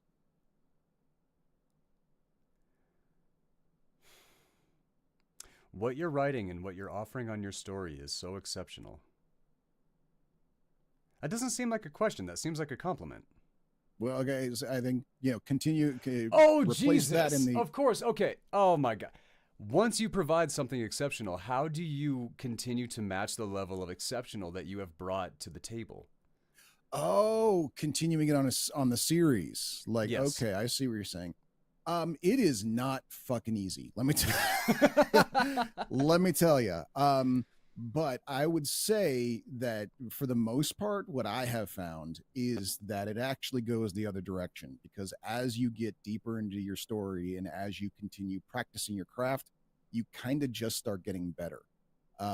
So yeah, I would put forward that book 4 of my series is superior to book 1 in almost every way, because I got better as I was writing it. So that's basically how, it's just like any other exercise. You start lifting the 10-pound weights. In a year, you're lifting 100-pound weights. It kind of works the same way with creating art. So you just got to keep at it. Two things on that, because what you just said just really roped into another conversation I was having with my buddy. But while Kelly was reading The Falling Leaves, Mm-hmm. she came out of my office and she's like, you're becoming a better writer. Mm-hmm. Yeah. Like your No, your I have no writing is doubt getting about better as it's going. So that's kind of something that really does bother me, because I'm sitting there working on something. And I'm like, this is going pretty well. And then I have this whole other book that has to be edited. And then when I go to read that, I'm like, oh, it. Yeah. oh yeah, I did become a better writer already. Mm-hmm. I have a Yep. lot of work to do. But at the Which same is a time, trap. when it As a comes, trap, you got to be careful. Yeah. yes, 'Cause to where then, you wind up never stopping the edit and then you just never yeah. publish. I'm trying to avoid that to the best of my capability. But the thing is, I'm progressing so fast that, Mm, because that's one thing, because some of my beta readers have even told me, they're like, some of the sentence structure towards the end of the book is too complex for YA readers. okay. Nobody Yeah. says that about the beginning of the book. Like, like a thing that has been said about the beginning of the book is you can really tell that you spent a lot of time on every single line. Like, you really picked, like, chose, like, you really, like, crafted every bit of it. And Right. I'm Yeah. like, thank you. And I, like, the people who are saying that are sitting there going, that's not a compliment. Like, you went too far, Brad. And I'm Right. like, Yeah. I know. And that's why we have the GoFundMe for the editors, so I can reel it in at the beginning, maybe up it at the other. But I need a professional to help me find that balance. Right. The Exactly. second thing that you just stumbled into, which one of my, like, seriously, actually, my main beta reader, Hunter, he is a character actor that reads my book back to me out loud. So, like, in the characters and stuff, like, he chooses characters as he goes, and Nice. he reads the book back to me so I can hear it and make my adjustments and stuff like that. Um, I'm helping him write something in the future, which also he reached out to the production team and is going to get back to me on the additional writers for that production. Oh, okay. Cool. All right. Yeah. So when we were talking, we were kind of talking about, like, how I used to be, like, crazy jacked, like, really, really fit and stuff like that. And now that my art form has changed, because I'm not doing the modeling and I'm not, like, pursuing the acting and stuff, I don't have to look like that. That wild dedication and that obsession has just transferred over to something where he has told me he's jealous that he's jealous, like, because I have the ability to choose what my obsession is and just go for it. Right. He has the same thing that you have, like how you have described that, which Yeah. okay, no problem, Anthony. One of our viewers died when we were answering the question about how do you maintain the quality of your work. Died. His phone died while we were answering that. Oh, okay. Okay. First of all, how do you know? And second of all, you said that so casually. They told me. They're bad. They're like, my phone died. I'm sorry. Okay.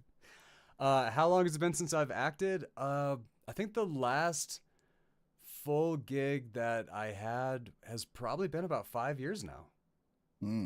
Like, it's been a good amount of time. Like, I was on the road doing the photography, trying to build up money because I was working on the screenplay at that time, and I Right. was trying to get money behind that so I could work that.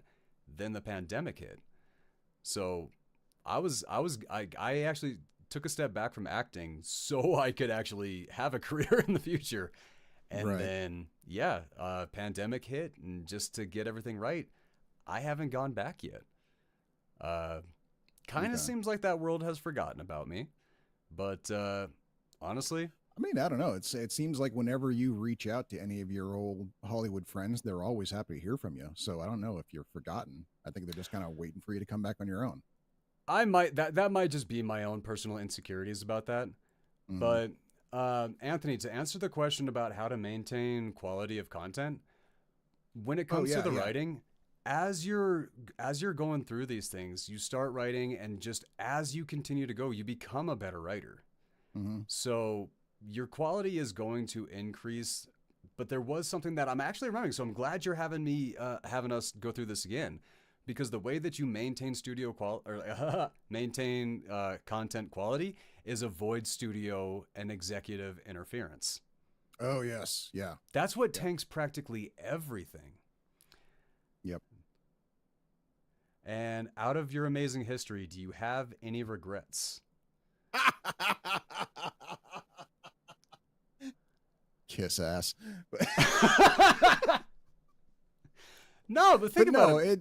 Like no, like Duck, you've been to China, you've like had your adventures, all this. yeah. I've been to Iraq and Kosovo. And I've been all these different places. The rancher, model, actor, photographer, now writer. Mm-hmm. Like you go first. You got any regrets? Oh yeah, I have a lot of First, regrets. first marriage don't count. Like let's not go there. But here's the thing. I have said this before. I wouldn't take that back because I did get my two awesome kids out of it. So it's like even if I did go back in time, Ooh. I'd make myself go through that shit again because they were worth it. So that technically doesn't count as a regret. The regrets I do have are shit that I will not talk about here because I regret them so deeply. So sorry. I will say I've if I told you have a regret. a couple of them, Brad. Actually, so you were the one who straight up you were the first one to say dude, you owe her a fucking apology. I know. Right. So Okay. Alluding to something like that and then saying that is so much worse than the actual story. I'm just letting I you know. Fuck you. uh, but the real question is, would you have done something to improve yourself that maybe you wouldn't have, maybe you wouldn't now? There's so a couple of the things that I really regret is one, Hmm. not getting into acting classes sooner, Mm. because how much better that made me. I missed out on like 2 years of a career because I just had, I don't know, it wasn't the ego, it was just I don't have the money for this. But realistically, I could have scrounged that together and I could have gotten myself in that position sooner. So becoming an educated performer sooner is the thing that I would have done if Mm. I could go back and do that. Beyond that, oh my God, 1,000 auditions where I would have made a different choice. Yeah. Yeah. No kidding. Um, Um. Showing up for, oh my God, yeah, showing up to be the season 2 lead for Zombie Nation in costume, which, oh my God, they did not go for. Oh, no. Like that was like a $500,000 gig I lost out on. Like, and I'm not saying that my audition was so good they would have taken me had I not done that. I'm saying I Right. took myself out of the running before I even opened my mouth. Right. Yeah. Yeah. That's a shame. Yeah. I feel you there. Yep. I definitely did learn from the class. Huge things that I took away from that class. Um, Good God. Mm. So I worked with the class that I'm thinking of in particular is Scott Rogers Studios up in Portland. That's Stuart Rogers' brother, the guy who wrote I, Tanya, Kate and Mm. Leopold. Like, well, you've seen I, Tanya, right? No. No, I have not. Oh, that was a huge movie up in Portland. I totally figured somebody would have taken you to that. No, I mean I kind of meant to, but it was one of those never got around to it, and it was Ah, a little too close to home because it's yeah, it's a Portland story and all that. Like even further step down, Tanya and I grew up in the same neighborhood. Even oh, she dang. was a couple years older than me, so it's not like we ever met. But it's like she is literally the hometown girl for me. So it was like that whole drama was very close home for me. And so I wanted to see the movie, but just kind of never got to it. Fair enough. We should throw that on the list. But Mm, working with him, the advice that he gave, I found all of it. There was one particular piece of advice that I have used in acting, but I actually paired it a lot more with therapy, to be honest. mm, It was right. psychological gestures, and it was a way to like kind of submerge yourself into a scene, like learning to feel the water in the shower, or biting into the apple, or when you have the empty coffee, like actually drinking it, like everything, like tricking yourself into feeling these things, like having those kinds of Sure. psychological Yeah. gestures. At Yeah. that time, I was working with the Veterans Affairs and going through EMDR therapy. So Mm, with those things put together, like the psychological gestures actually really helped ground myself in a lot of really intense moments through therapy for that PTSD. So yeah, if I have any regrets, it's the fact that I didn't take action sooner. It's the sure. fact Yeah. that I had any kind of ego. Yeah. I mean, I guess for me, there would be some of that too. I mean, like I just, Well, you just said last you kind of year. regret not going to film school, right? I mean, kind of. Well, because see, that's the thing. Like that, I was about to say, like I just, recently, just last year, I got diagnosed with ADD. I kind of wish I'd gotten that diagnosis sooner because I did But is go that to really film school. is that a regret or just something I that, you know? I have dropped out of school of one form or another 4 times in my life, including what I did do one term of film school in Portland, and because I just wasn't mentally there for it, I didn't pass my first class, and so I never went on to season. I never went on to term two, and so See, season two. that's that is a fantastic way to describe film school. Yeah, actually, that would have worked just fine. What year in film school are you? Season 3. Right. That's how that should be. That is how that should I go. I think we need to start that. I think we need to see if we can make that catch Just on. just write one of your characters in film school and just have them like just have that be the way.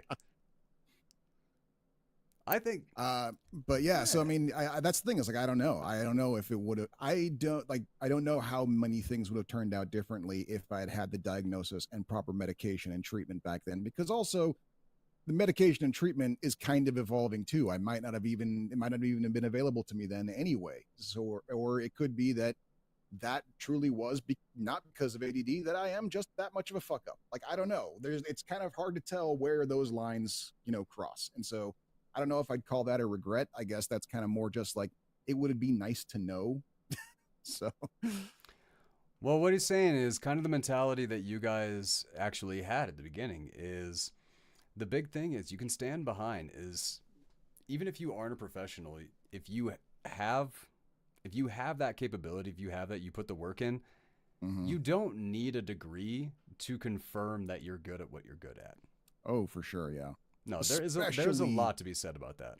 especially the arts, especially the arts. We True, but have there's been also a lot more to say about the fact that you gotta learn the rules so you can learn how like which rules to break and everything like that. oh sure, Because yeah. it, other than that, there's a big chance that you're just putting yourself in the position to make all the mistakes that everybody else has already made, and you just the amount of mistakes that can be made, you can make an entire career out of making mistakes. Oh, for sure, 100%. And I think that used to be solved by the fact that some of this stuff used to be more accessible to a certain degree. Like you used to have, like for me growing up, it was not uncommon to have like a VHS or a Super 8 camera around the house that you could just fuck about with. By the time, with no internet to upload things to. So by the time you get to the point where anyone's actually seeing any of your shit, you've already gotten through all the garbage parts. Oh, that's So true. you're not shooting something, amateur wise on your phone and immediately having it go online and then having the entire world tell you everything you did wrong to make you want to stop doing it again. That did not happen when I was a kid. When I was a kid, no one told you shit until you'd already been doing it for like 10 years. So, that was you got Yeah, that you got to get through that. that is very fair. I remember I wrote the prologue for a novel called The Musician, and it was a first draft. I had just finished it, and I wound up showing it to the people who happened to be in the house at that time. Mm-hmm. And oh my God, how much they crapped all over it, just tore it to pieces, said it was like the worst thing they've ever read. They couldn't understand it, all this stuff. And I was like, Mm. okay. And then that just like, that like tanked me as a writer for like a year. I did not Sure, even yeah. start writing again for like a year. I was like, okay, maybe I just need to find a writer to help me and all this. And every writer you talked to all said, "What? You got to write Write it yourself." Yeah. Yeah. Yeah. But weirdly, that's the thing, because that very same document, I did not edit it. I just kept it like where it was. Showed other people a couple years later, and they freaking loved it. And I'm like, okay, Mm-hmm. okay, so here, okay, a regret that I have is how unbelievably weak I have been my entire life. Mm. If people have told me I'm not good at something, I believed them. Like, like, I just took them as like, oh, you shouldn't do this. Like, oh, well, I shouldn't do this. I regret how weak I was. Like I feel that you is there, a yeah. huge regret. If Yeah. I would have just had the intestinal fortitude to tell them to fuck off and Right. just go do it anyway, I would have made leaps and bounds that I never Mhm. even got the opportunity to.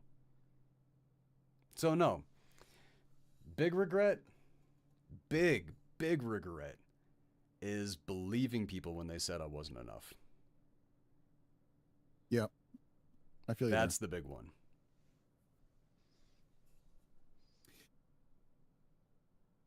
What's going on? How are we getting such deep questions? Like I have seen I've seen some streams before. I don't watch a lot We have a of good of audience. We live. don't have a Yeah. super vocal audience, but we actually have a pretty intelligent Yeah. audience.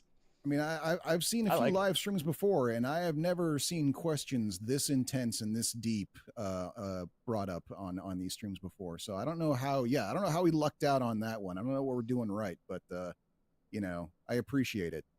I stand by my previous answer on the regrets thing, but still, I still appreciate the effort. That's a rare thing, So yeah. No, I love the questions. Like another one, like right here. Have you noticed a correlation between music and writing? I don't know enough about music, but I was I going to would say the exact imagine. same thing. Yeah, I would imagine there's a correlation. It has to do with building neurology. You're Following patterns. following patterns, yes, and yeah, and so I imagine there probably is a lot of correlation, but I don't know enough about music to speak on what they are. But I would be shocked if there weren't a lot. No, I mean you have the So, three-act structure for most stories, and then you mhm. have the three-piece structure for most songs. Right, yeah, Like I think there's a lot of similarities in there, but I guess I would need a little bit more on that question. I I mean, mean it's kind of a rough it one. comes Yeah. with and this is a conversation I had with my son not too long ago actually, so I'm a little prepared for it. There are and it's not when people talk about like these rules of like the 3x structure and stuff like that. These aren't rules that people have put in place to be like this is the elite way we do things. This is a discovery on how things are received, on how the rhythm of human thinking correlates with the rhythm of other humans thinking. One of the obvious things that you can see in this, anytime you take any piece of music and put it against any visuals, like we see this all over the internet nowadays. It used to be a much bigger deal when I was younger, and video editing was harder to come by, and so there was much more rare examples of this. But you can take any sort of like clip from a movie and put almost any piece of music up against it and be shocked at how well it goes together. And that's because the rhythm of human thinking matches up in both of these things. It is how we all kind of jive with each other. And it's surprising how it comes up instinctually when people talk about these rules of writing and these rules of creating music. It's not about telling you what to do, it's giving you the key on how to flow more naturally And and how to more perceive it. smoothly. Right, exactly. It makes it easier for you to realize what you're kind of already doing instinctually, so that it takes a little bit less effort for you to get there. That's basically what it comes down to. And the reason that we followed these rules is Manos, Hands of Fate.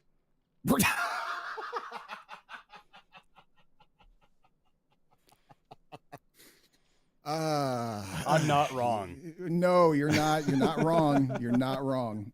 No. Oh God, do we have to cover that?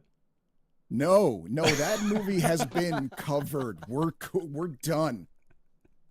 All the airtime required has been spent on that already. That and The Room. It's like, nope. Oh yeah. It is no. The settled. Room got a lot. Okay. So The Room is this generation's Manos, Hands of Fate. 100%. Yes. Yeah. 100%. So yeah, no, that they like, have gotten the one I'm talking about is like The Room for Gen X. Right. Like that was a oof. The only difference is no one has yet, to my knowledge, made a movie about the making of Manos, which I would 100% watch if they did. So, you know. Oh God, no, I don't want to keep celebrating terrible films. I know people love watching bad movies. I get it. I know it. I get it. I know. Mm-hmm. It's gross. Personal preference on that one. No, it's fine. Oh man, I hate that. All right, so we have another movie to jump into. So I had a lot of fun with the in between with all those questions. But God, no, yeah, that's great. Those are great questions. All right, our next film for tonight is Adaptation, written by Susan Orlin, Blue Crush, and How To with John Wilson and Charlie Kaufman, who wrote Being John Malkovich, Confessions of a Dangerous Mind, and Anomalisa. I had to pick the three. I mean, it's Charlie Kaufman.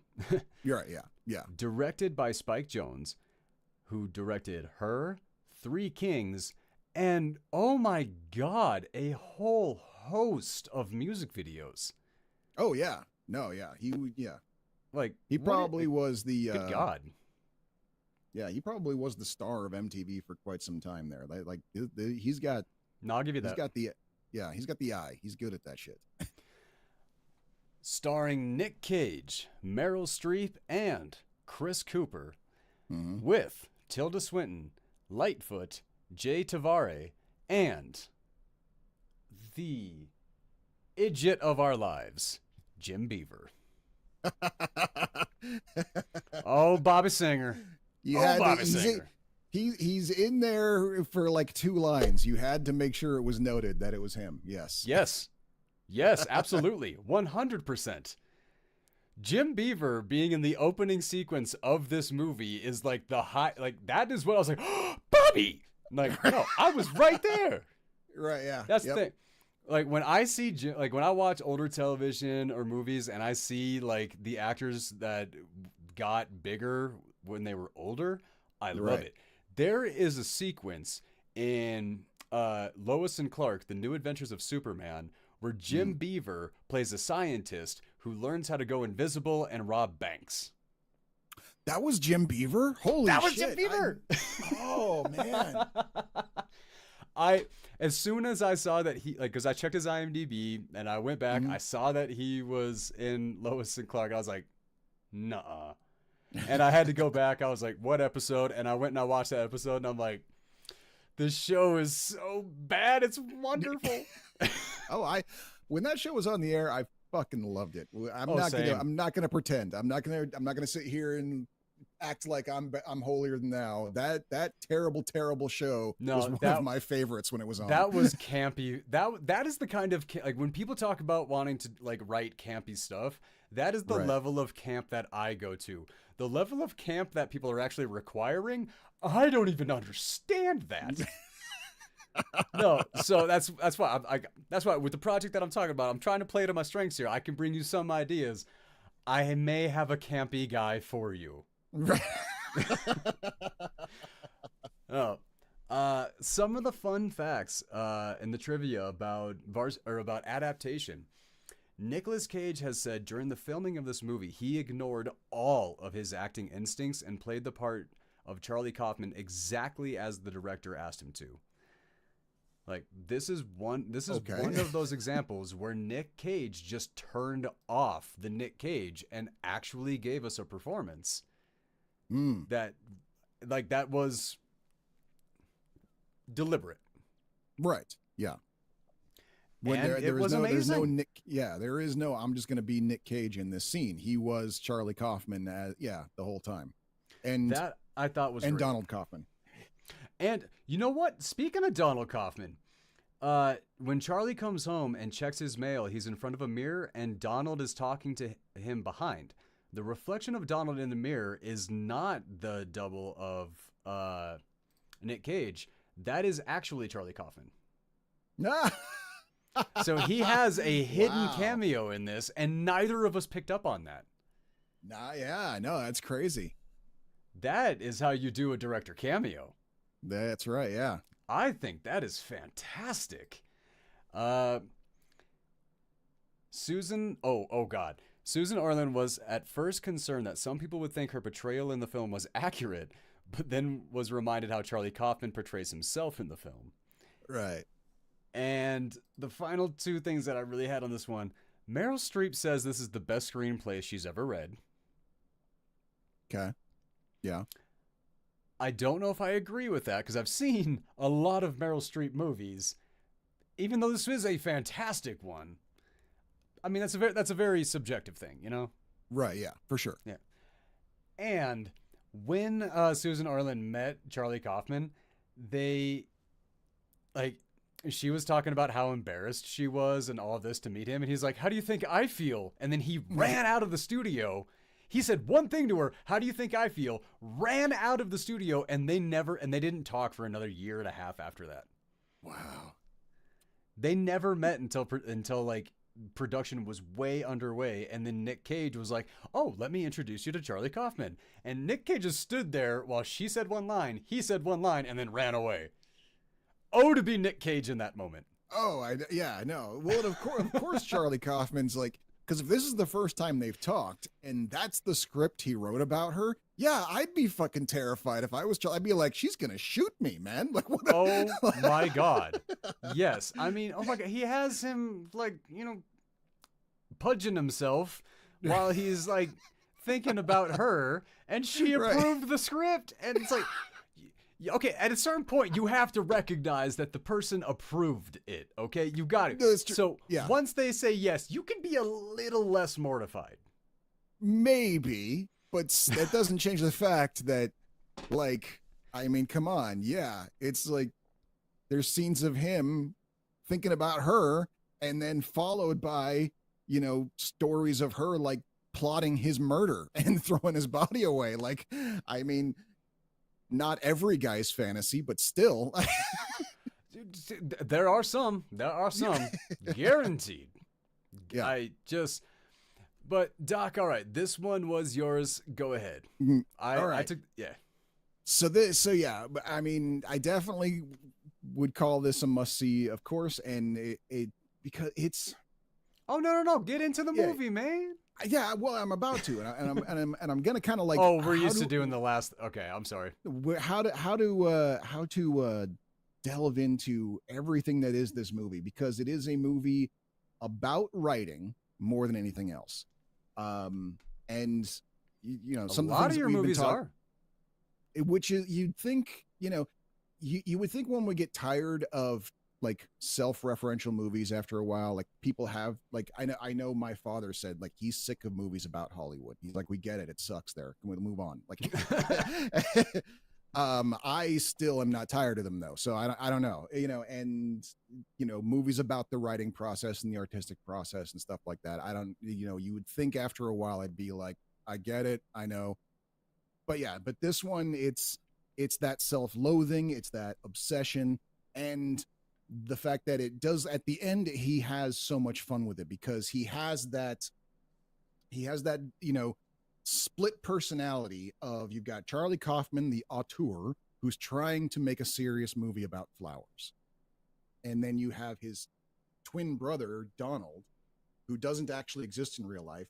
He's the Hollywood guy. He's like, I'm going to make a movie about a detective who's investigating a kidnapping, from a serial killer, and he's actually the same person. They're all three of them, like both the detective and the kidnap victim. I And the can't serial believe killer you are all the recalled same that person. so perfectly. Because it's so fucking stupid. How could you not remember that? but that's the thing. And and he's loud, and he's brash, and inexplicably everyone loves him, and it's just driving Charlie crazy. But it's like they are the same person. Like one's the artist, one's the Hollywood guy, and he's kind of putting them both together in this movie. Very, very highlighted by the fact he starts the movie off telling the producer, I don't want a movie that has any of this in it. I don't want to do the car chases. I don't want to do these secret love affairs. No, he just wants a movie about a flower. He wants to make a serious movie about flowers. I don't want any of this. By the end of the movie, literally everything he lists off in that beginning is what happens in this movie. He gets all of it. And it all flows to get like he makes a perfect movie about doing everything wrong. And it's the way that it kind of like puts the hat on the hat, like he has that like inner dialogue, and he's doing like the narration, and he's in that space where the teacher is talking about never do narration, and then the narration stops for the movie. I love that. Yeah. That was an incredible moment. I thought that was absolutely interesting thing. That character, real life character, goes off, does seminars, has retracted his statement about narration. Ah, okay. Good. So I thought no, I agree with you. I never liked that statement anyway. Yeah. If narration is done right. Yes, it has to be there. There are certain ways to do it. There are, to each their own. But yeah, Stranger Than Fiction, best narration. Whoa, 100%. Fucking A, I love that movie. That was the movie that made me like Will Ferrell. Like oh, that was like one of his like really heavy hitting acting. Like that was not the comedy, that was not the over the top stuff. There were a couple scenes in there, but that performance was all the way dialed down. Oh, 100%. Yeah, no. Great movie. But yeah, I just watched it again recently, like maybe like 3 or 4 months ago, to show it to my kids, because I don't remember what the subject was, but I was talking about we were talking about stuff, and I told them about this movie, and I was just like, you know what, fuck it, let's just watch it right now. And I sat my kids down and made them watch it, and yeah. Did they hate it, or did they love it? Oh, they loved it, of course. I love that scene where he's walking with Dennis Hoffman up the stairs, and at the top of the stairs, Dennis Hoffman asks him how many steps had black tiles. Like the intricacies of that film, like what great, oh God. I know it breaks the rules of the show, but God, I want to watch that now. No, but this so yeah, you got the studio executives that are telling Charlie Kaufman he's got to write this movie, he's got to get this, the pages are overdue. He has this idea, like this whole movie, he is kind of under the gun, and he is pushing it the whole way through. Right, yeah. Tilda Swinton playing a actual very human. Yeah. There you go. Yes. Not an androgynous, ethereal being, but an actual human being. Right. And a believable human being. And a not unattractive human being, actually. No, I thought she was quite pretty, everything like that, which again, I'm not used to looking at Tilda Swinton and even thinking anything like that, like ugly, attractive, anything like that. She is like an androgynous character so many times through and through. No, the way you put it, androgynous, ethereal being. That is Tilda Swinton, and that's who she always is. And yeah, to actually see her as just like a normal, attractive woman was just like, wow, like what's happening in this scene? I lost track. I'm just staring at her right now because I can't. That is actually what happened to me too. I was like blown away because I've known Tilda Swinton as an actor for a long time. Never know her like that. So I got kind of caught off guard in that scene. But then, yeah, like when you have that fantasy of her just like loving his work and all this stuff, I was sitting over here, I was getting a little flustered. I'm like, Tilda, oh my. Madam. Yeah, no, that is not a feeling I'm used to getting from Tilda Swinton. I am Right, used to yeah. being absolutely blown away by how tremendous of a performer she is. And like she says 3 words and she can evoke more from an audience than a lot of other actors in an entire monologue. Oh, sure. Yeah. She's got that power, man. She really It does. just is. Uh, go But yeah, so tell and us then about Meryl yeah, Streep's character in this. well, I kind of I and it does kind of like call into question, like, I do wonder what the truth is behind him getting this assignment, because the way the story is told in the movie is that this book, The Orchid Thief, is a big hit, so much so that the studio basically preemptively buys the movie rights before it's even published, and they're really pushing it. So they get Kaufman. They're like, "You want to write the script? We want you to write the script for this because your last movie has been such a big hit. So we want to try to like hit factory this whole thing. A big hit of a book, big hit of a writer. Let's do this." And he's basically going like, "There's no story here. This is a book about a guy who lost. There's no story. What am I supposed to do with this?" And he does kind of get excited. Like for a moment, he's like, I want to do this. I want to make a book. I want to make a movie about flowers. You know, let's not Hollywoodize this. Let's make a movie about flowers. Trying to come up with a story where there is no story without Hollywoodizing it, like he says he doesn't want to do, drives this man insane. We watch him slowly go crazy trying to figure out how to write a non-story. And just the story of him writing a non-story is utterly fascinating. Right. Like the way he becomes he becomes a stalker half-ass. His brother Right. dies. Like Right. and oh we my even see him god, do that where, crash. yeah. Oh, That was amazing. Amazing effect. I don't know how they did it. I have to go find a behind the scenes to even have to figure it out. But yeah, it's like that's it's beyond my exactly it. knowledge. That Yeah. like whatever dummy they used, whatever materials they used, however they did that, that was one of the best crashes I have ever seen. Mm-hmm. For sure. It shocked me. It really hammered home. Like yeah, I got to give that completely. Yep. But yeah, so yeah, and that's what we're watching. We're basically watching Charlie Kaufman's descent into madness while he tries to write a story out of a non-story, in which ends with him giving up and putting all the Hollywood stuff he didn't want to do into it in order to make it into a story. With something about Chris Cooper on this one, Joaquin Phoenix almost had that role. He was like screen testing like that. Like he got all the way to the end. I can see that. And then he said, "I don't think I'm the right one for this role." So he walked away from that role, and then Chris Cooper got it, which got him an Oscar. Yeah. Yep. So definitely kudos to Joaquin Phoenix, because where I could see him doing that, I think he was too young. Yeah, you're right. He was still pretty young back then. So yeah, he would have been. It wouldn't have played off of Meryl Streep as well as Chris Cooper did. Yeah, no, it's true. So I'm gonna give a lot of praise to Joaquin Phoenix, which I'm kind of used to doing. It's rare you hear someone going like, it's like, as much, there's the working actor who's got to like go for every job, but every once in a while you get one who's just like, nah, for the sake of the art, I'm gonna step back. You have to be in a very special place in your career to be confident enough to do that. And even when you get there, not all of them do. So No, they want it. Like, no, I want this role. I want people to be talking about me. But right. I do see Joaquin as being the kind of actor that cares more about the character than he does whether he gets it or not. No, that's for sure. Yeah, because every role that he takes, it belongs to him.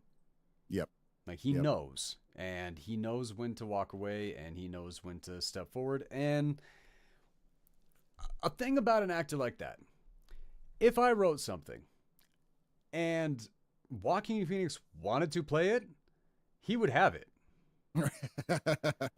Like, because I know that about him. I know that he knows himself well enough to know when he's going to absolutely crush that character. For sure, yeah. So if you have actors like that, and yes, I'm very much living in fantasy land right now, and I'm not actually thinking that this is something that's going to happen. But if that could be a thing, guaranteed giving. I mean, sure, yeah. Yeah. I mean, there are I'm right certain there with actors that if they wanted a role, I would have to like be like, can we please? Please? I love this guy. Come on. you. Mhm. Give me a reason to go have a beer with this guy. Come on. Right. Like, no, like there's always that little piece of the fantasy. Sure. Sure, of course. Yeah. Yeah. I mean, for me coming up, back in, my like early college days, the number of guys that I knew who were basically trying to become filmmakers, and their like number one motivation, I'm not kidding, because it's not even just like in general, like this was the name that came up. I knew more people that wanted to become filmmakers because they wanted to hang out with Bruce Campbell. Like that was their main motivation, is they wanted to hang out with Bruce Campbell. What? That Yeah. is. I thought you were gonna say something a lot more pathetic, because that's just funny.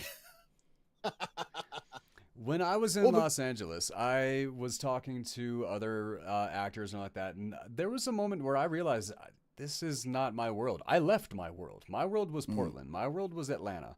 My world was where the artists thrive, and it's not as much about the show business. Right. When I got down there, I remember having a conversation with this one artist, and she could not understand where I was coming from. She's like, so like, what's your goal? I'm like, be happy. Right. And she's like, yeah, but no, but like in life, I'm like, be happy. And she's like, yeah, no, but like, what about in the arts? Be happy.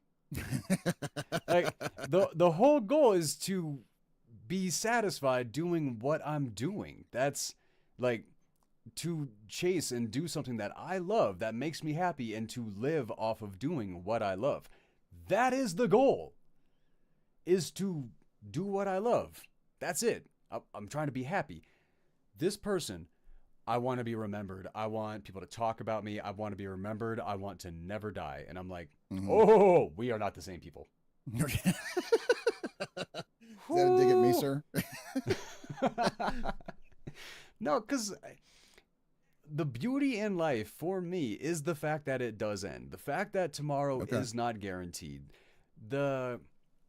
Any character that has a discussion where they talk about the difference between mortals and gods, and how we see life so much more beautiful because it's fleeting. That is genuinely how I look at life. The whole idea, live forever. How much would you not care about things if you just lived forever? Well, see, that's my point, is that I know. fiercely disagree with that. Like I know, and I know. Yeah. I think there are people that could live forever. I am not one of them. Do not make me the singularity. Do not make me a screensaver. Oh my God, Black Mirror, don't happen. Well, see that it doesn't count. Holy, dude! There's a new season of Black Mirror. Are you aware of this? I am aware of this. Yes, I have not checked it out. There's a Paul Giamatti episode. Ooh, okay.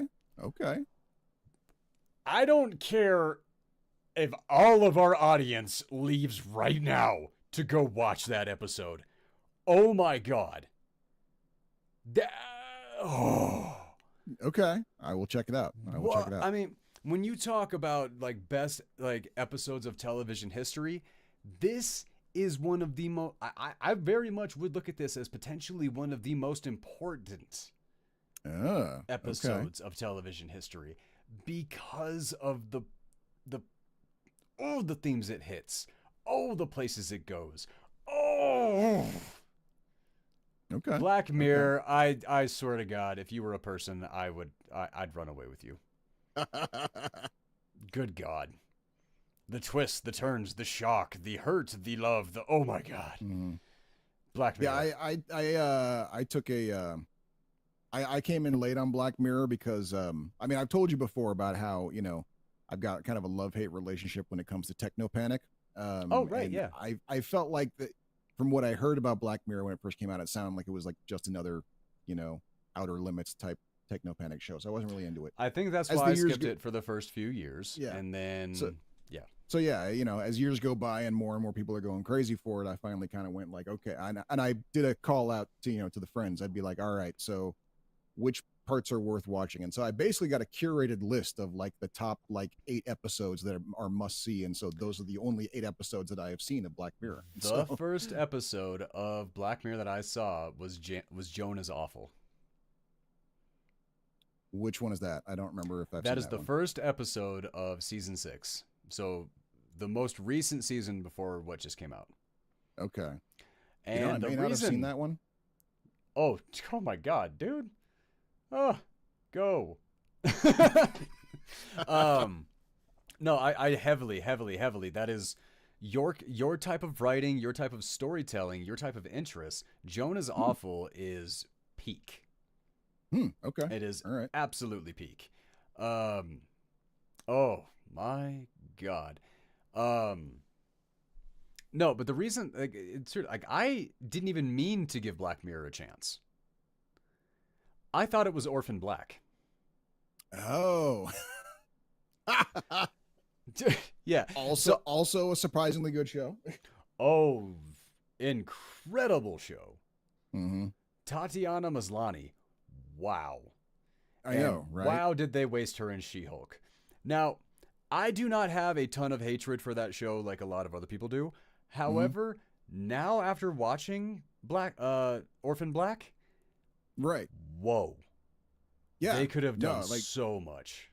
No, no, seriously, like her in that, like her performance in that show almost goes like, we might as well just stop now because she just did all the acting. We do like we should just in Orphan Black, not She-Hulk. Right, yeah. Right, exactly, yeah.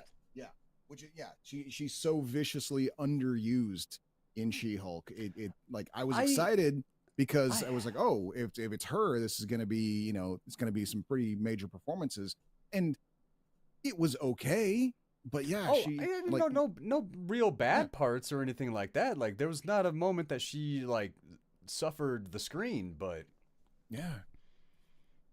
I mean, you have a performer that has the ability to take it to like 14, right? And you keep her at 7 for the whole show. Yeah, that seems 7 still respectable, everything like that, an entertaining show, all this stuff. But oh my God.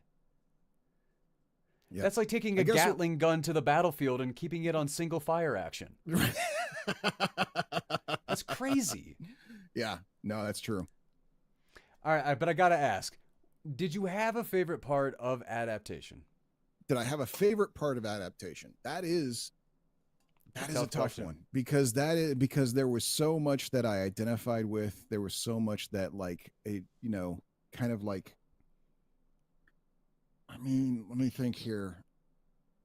I kind of have to run through the whole movie in my head again because there was like nothing jumps out because it is like the whole movie is an experience. So to try to pick a favorite part, because I mean, like, I mean, all of his weird sexual fantasies, I kind of identified with. That was what, like, that was funny. Like he's just sitting there, like, you're telling on yourself while he was telling on himself. That's the thing, man. It's like, it's weird. I don't know if it's a writer thing or what, but it's just like wandering through life, and then all of a sudden you're just like, oh, I just went somewhere else with this poor lady who doesn't even know I'm here. Like, oh, it's not her fault. It's like, oh, yeah, okay, like yeah.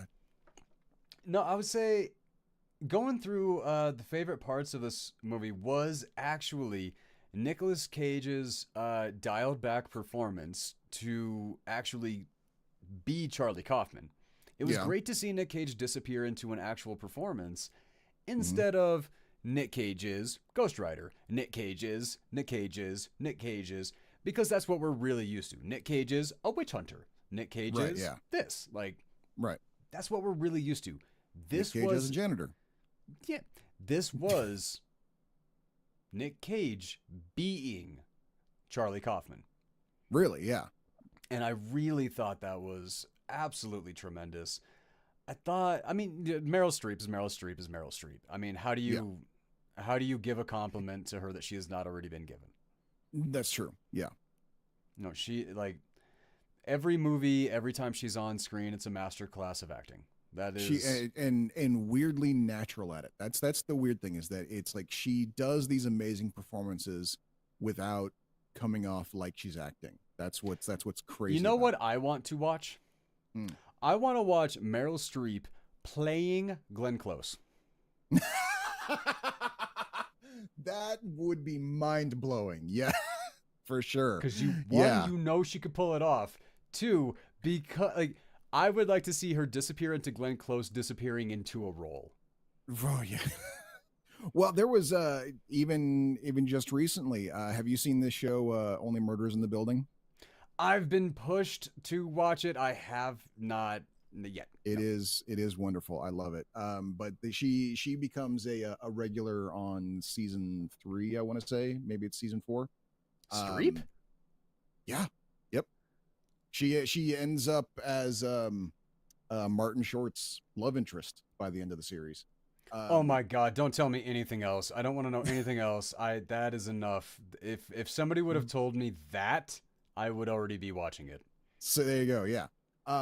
But yeah. So Oh there, my God. I remember hearing an interview like after the series came out, and I watched it. And I remember hearing an interview with Martin Short, and they were asking him about what's it like working with Meryl Streep and stuff like that, and he goes like, oh, he's like, and he tells about how like the first day before they're doing a table read, and how like as they're getting together and they're getting ready to start, Meryl goes like, before we start, I just want to say to everyone what a privilege it is to be here, to be with all of you, to be creating something like this together. And Martin Short goes like, wow, that's really nice, Meryl. We really appreciate that. We're happy to have you here. And then someone like turns and stops him and goes like, that was in the script.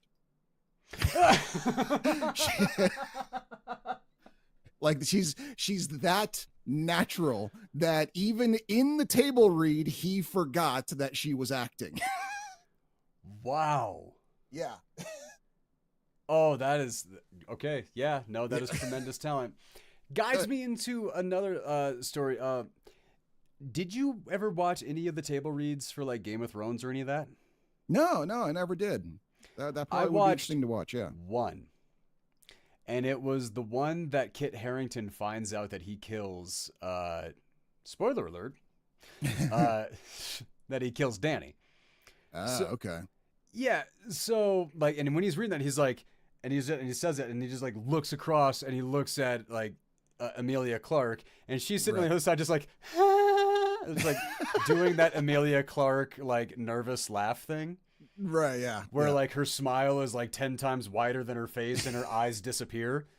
Like, no, like he's like, oh my God, because he was so method and everything like that, that how much she was his queen and all that sent him into a spiral that sent him into rehab and all of it. No. So just method acting is don't do it. Kids, but here's don't do the method thing. acting. But here's kind of a weird thing, though. You almost never hear people going method to be anything other than asshole characters. To be the bad guys. Exactly. Pure pieces of slime. Right, exactly. I've never heard of anyone, going method to be the nice guy. Yeah, yeah. Jon Snow. He went method to be like the most honorable character in modern television history. I mean, I guess that's refreshing, but still, I think that's kind of. I think it's really cool because I never hear of anybody like, even my man Jim Carrey. Love the man. When he went full method for the Grinch, I'm sorry, he was being the Grinch. Right. Like he also went full method for Man in the Moon, and which that's a hit or miss. Some people, yeah, that's a hit or miss right there. Oh my God, there was a clip of him going on like the Norm Macdonald show, and he was always like, oh yeah, and remember that day that you came to visit set of Man on the Moon, and Norm Macdonald's like, yeah, I was also in the movie, as I like to say. And just Jim's losing his mind. He's like, oh my God, and he just completely forgot that he actually was in that movie. Right, yeah. That was one of those shorts that, because of how our YouTube, like the YouTube channel is, it's nothing but movies. This is all I get all the time. Nice. So yeah, when I saw that clip, I had to watch it like 5 times just because I could not stop laughing. Man, Norm Macdonald, rest in peace, you absolute legend. Oh yeah. All right. I'm gonna go ahead and say that Adaptation is a must see. Oh yes. Well, I started saying that, but Well, I'm gonna agree with you, but yeah, because yeah. I'm doing it at the time we usually do it. Yes. Okay. 100%. Yeah. I mean, Oscar wins notwithstanding, it turns out that's not as much of a metric as people think it is. But in this case, it does have two Oscars. It won best adapted screenplay because it is technically adapted from a book in the loosest sense of the word. About 40% of the movie, yeah. Right. Yeah. And then yeah, Chris Cooper got his best supporting actor, and so yeah, and that's just the tip of the iceberg right there. When you've got Cage as Kaufman, you've got Kaufman's writing, you've got Meryl Streep, you've got the how do you define a talent that is Spike Jonze as director? Um, so yeah, if I know Eternal Sunshine for the Spotless Mind comes up in conversation every year or so among the internet. If you were at all enjoying of that movie, this is his other movie. Yeah. Wait, no, man. Anomalisa. That was an incredible film. It was okay. I didn't really care for it as much. Yeah, it kind of weirded me out. I mean, it was good technically. It was a good film, but I mean, yeah. Wow, I would not have seen that coming. I honestly would have thought that would have been one of the ones that you would have praised pretty heavily, to be honest. I thought I was going to. I mean, it had all the ingredients of something. When did you watch it? Are you going to bring up my divorce again? No, because this movie came out like years after.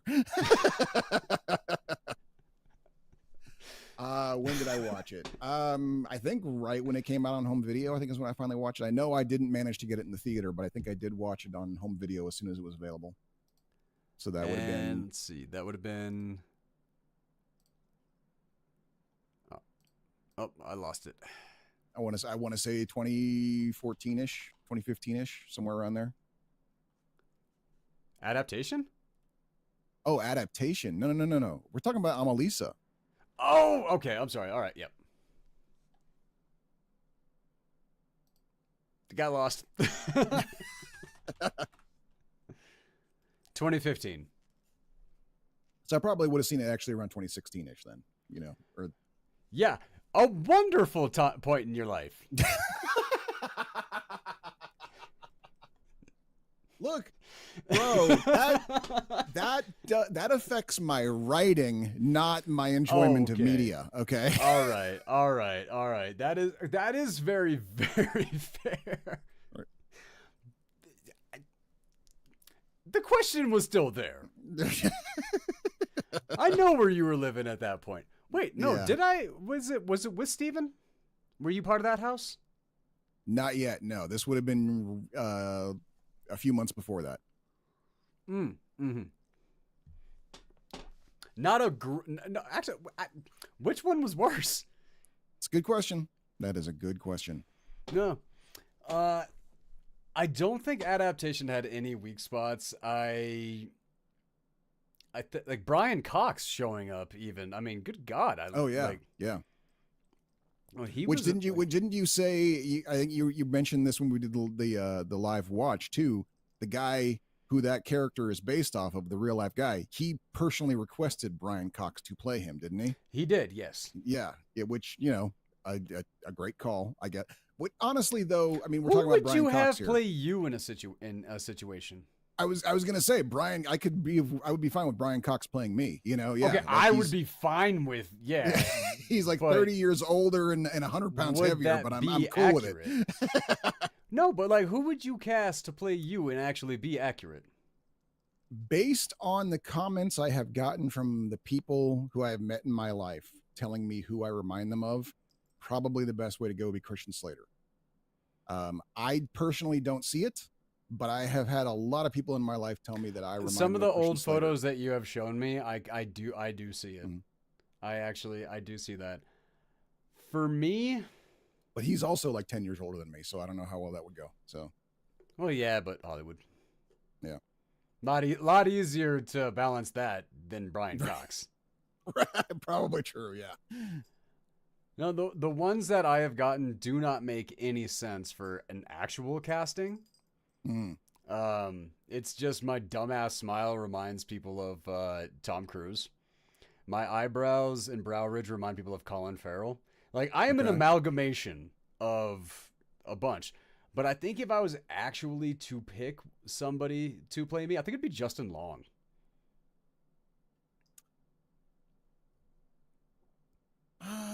I suppose I could see that, but I think that kind of like calls to like you're wanting to see yourself more as a comedian than a dramatic actor, and he would definitely do that. If Well, I were to if I I were to think he pick can. someone, He does do dramatic very well, though. mhm. If I were to pick someone to play you who could kind of encompass all the things, and I realize saying this, it's gonna sound like I'm kissing your ass, but I promise it's not. It is pure professional analysis. But with you, I would go with Henry Cavill. Whoa. I mean, he'd have to lose a lot of weight, but I think the whole like he's got the comedy chops and the serious chops, and you if he lost weight, you do kind of look alike.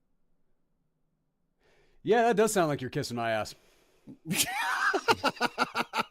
But weirdly, that guides me into somebody that I actually think, and I wouldn't have picked this weirdly, but the more I'm kind of thinking about it, the more it might make sense.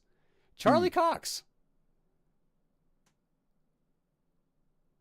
Daredevil. Oh, yeah, I could see that actually. Yeah, no, yeah, I know you're right. I could see that as well. Yeah, that would work. I No, it's gotta funny stop. because I thought about that because of Stardust. Okay. You're like Henry Cavill. I'm like, God, I love him in Stardust. Oh wait, no, that's huh? Christian Slater. I Like I see said, I that don't. though. I do see that though. Yeah. That's the weird The thing though. biggest one the biggest one was I had a friend whose wife has got that face blindness thing, she like Oh literally sure, can't recognize. yeah. Yeah. And she like he was showing her some of his old, when they first got together, he was showing her some his old favorite movies. One of them was this old Christian Slater movie called Cuffs, and he told me later, like when they started to watch it, literally like 2 minutes in, like she turns to him and point at the screen going, that's Doc. That's Doc on the fucking screen right there. Because the way he was talking, the way he sounded was exactly, she said it sounded exactly like me. And so she was like, and she wasn't the first. Like there were like bunches of people like growing up in life, people would be like, you remind me of Christian Slater, and I was like, I don't get it, but okay, I'll take it because, I he's a movie know star, sure, yeah. the But reason, hers like was the big one. when people told me when I was growing up that I remind them of Jim Carrey, it was not accidental. Mm, I was copying that man's like every role he did, every eyebrow, everything, like okay, yeah. all the jokes, all the voices, all the things. Yeah. So it was 100% my actual personality that was kicking that out there. So that's why I was like, because like yeah, the laugh I got Tom Cruise, the smile I got Jim Carrey. Okay. Like the ways that people would give me those compliments, I'm like, dude, that's awesome. And then I would think about if you put all of those things together, I'm like, that is a goofy looking dude. Like you're giving me individual compliments, like if you're looking at a car that you really hate and you go, I like that spoiler. It's like, Yeah. okay, but no, it's okay. So actually, final thoughts on adaptation, Doc. What do you got for us? Final thoughts on Adaptation. It's a great movie all by itself. If you are a writer, it is a phenomenal movie just for your own writer brain. Like that's what it's literous. It's literary homework. I talked about that before with deconstructing Harry, and I was like, this is homework for the media, for people attempting to reach media literacy. This is another one, and thankfully, it's wildly enjoyable on top of that. Oh, it So is. There's, I don't think there were any low or slow moments. no, they really, yeah, that's a movie that speeds by. You are shocked at how quickly it's over. Yeah. No, I will absolutely give you that. All right, Doc, any final thoughts on this week closing Either up? Nope. I think I said everything I came here to say, sir. All right. And what was the movie you have for us next week? For next week, I had decided to go really, really old school with a black and white film. One of the few war movies, one of the few World War II movies that I have enjoyed. And it is called Stalag 17. The interesting thing about this movie is that it was once adapted for television, but the adaptation changed it so much that it eventually became almost unrecognizable from itself. It became the show that we today know as Hogan's Heroes. Holy crap. Yeah. But this movie is very, very different. There is literally one character in common between the two of them. And that's the only way you can really tell that these were connected, is because there's one character, and that is the Nazi guard at this prison named Schultz. He exists in both the movie and the TV show. Other than that, there's almost nothing in common. Wow. Yeah. And what I have for you is a early 2000s blaxploitation film called Double Take, starring Orlando Jones and Eddie Griffin. Oh, okay. I like that. I like the sound of that. Okay. Yeah. Blaxploitation films sounds like something you shouldn't go watch, yet they're also good. Yeah. No, that's true. and in my opinion, I mean, let's face it, Orlando Jones is one of the most underappreciated actors of our generation, in my opinion. So I will take anything with his name on it. Agreed. There is a movie, I think it's called Biker Boys or something like that. Absolutely terrible movie. Has Lawrence Fishburne, Orlando Jones. I mean, it has a crazy good cast, but it's just crotch rockets and trying to be biker gangs.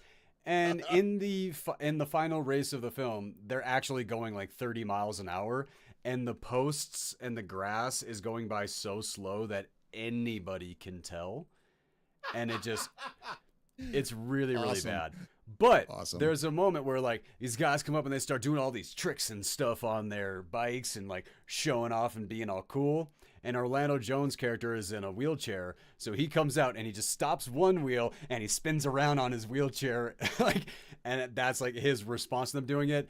It is the only true moment of that film worth watching, but it is a fantastic moment. Nice.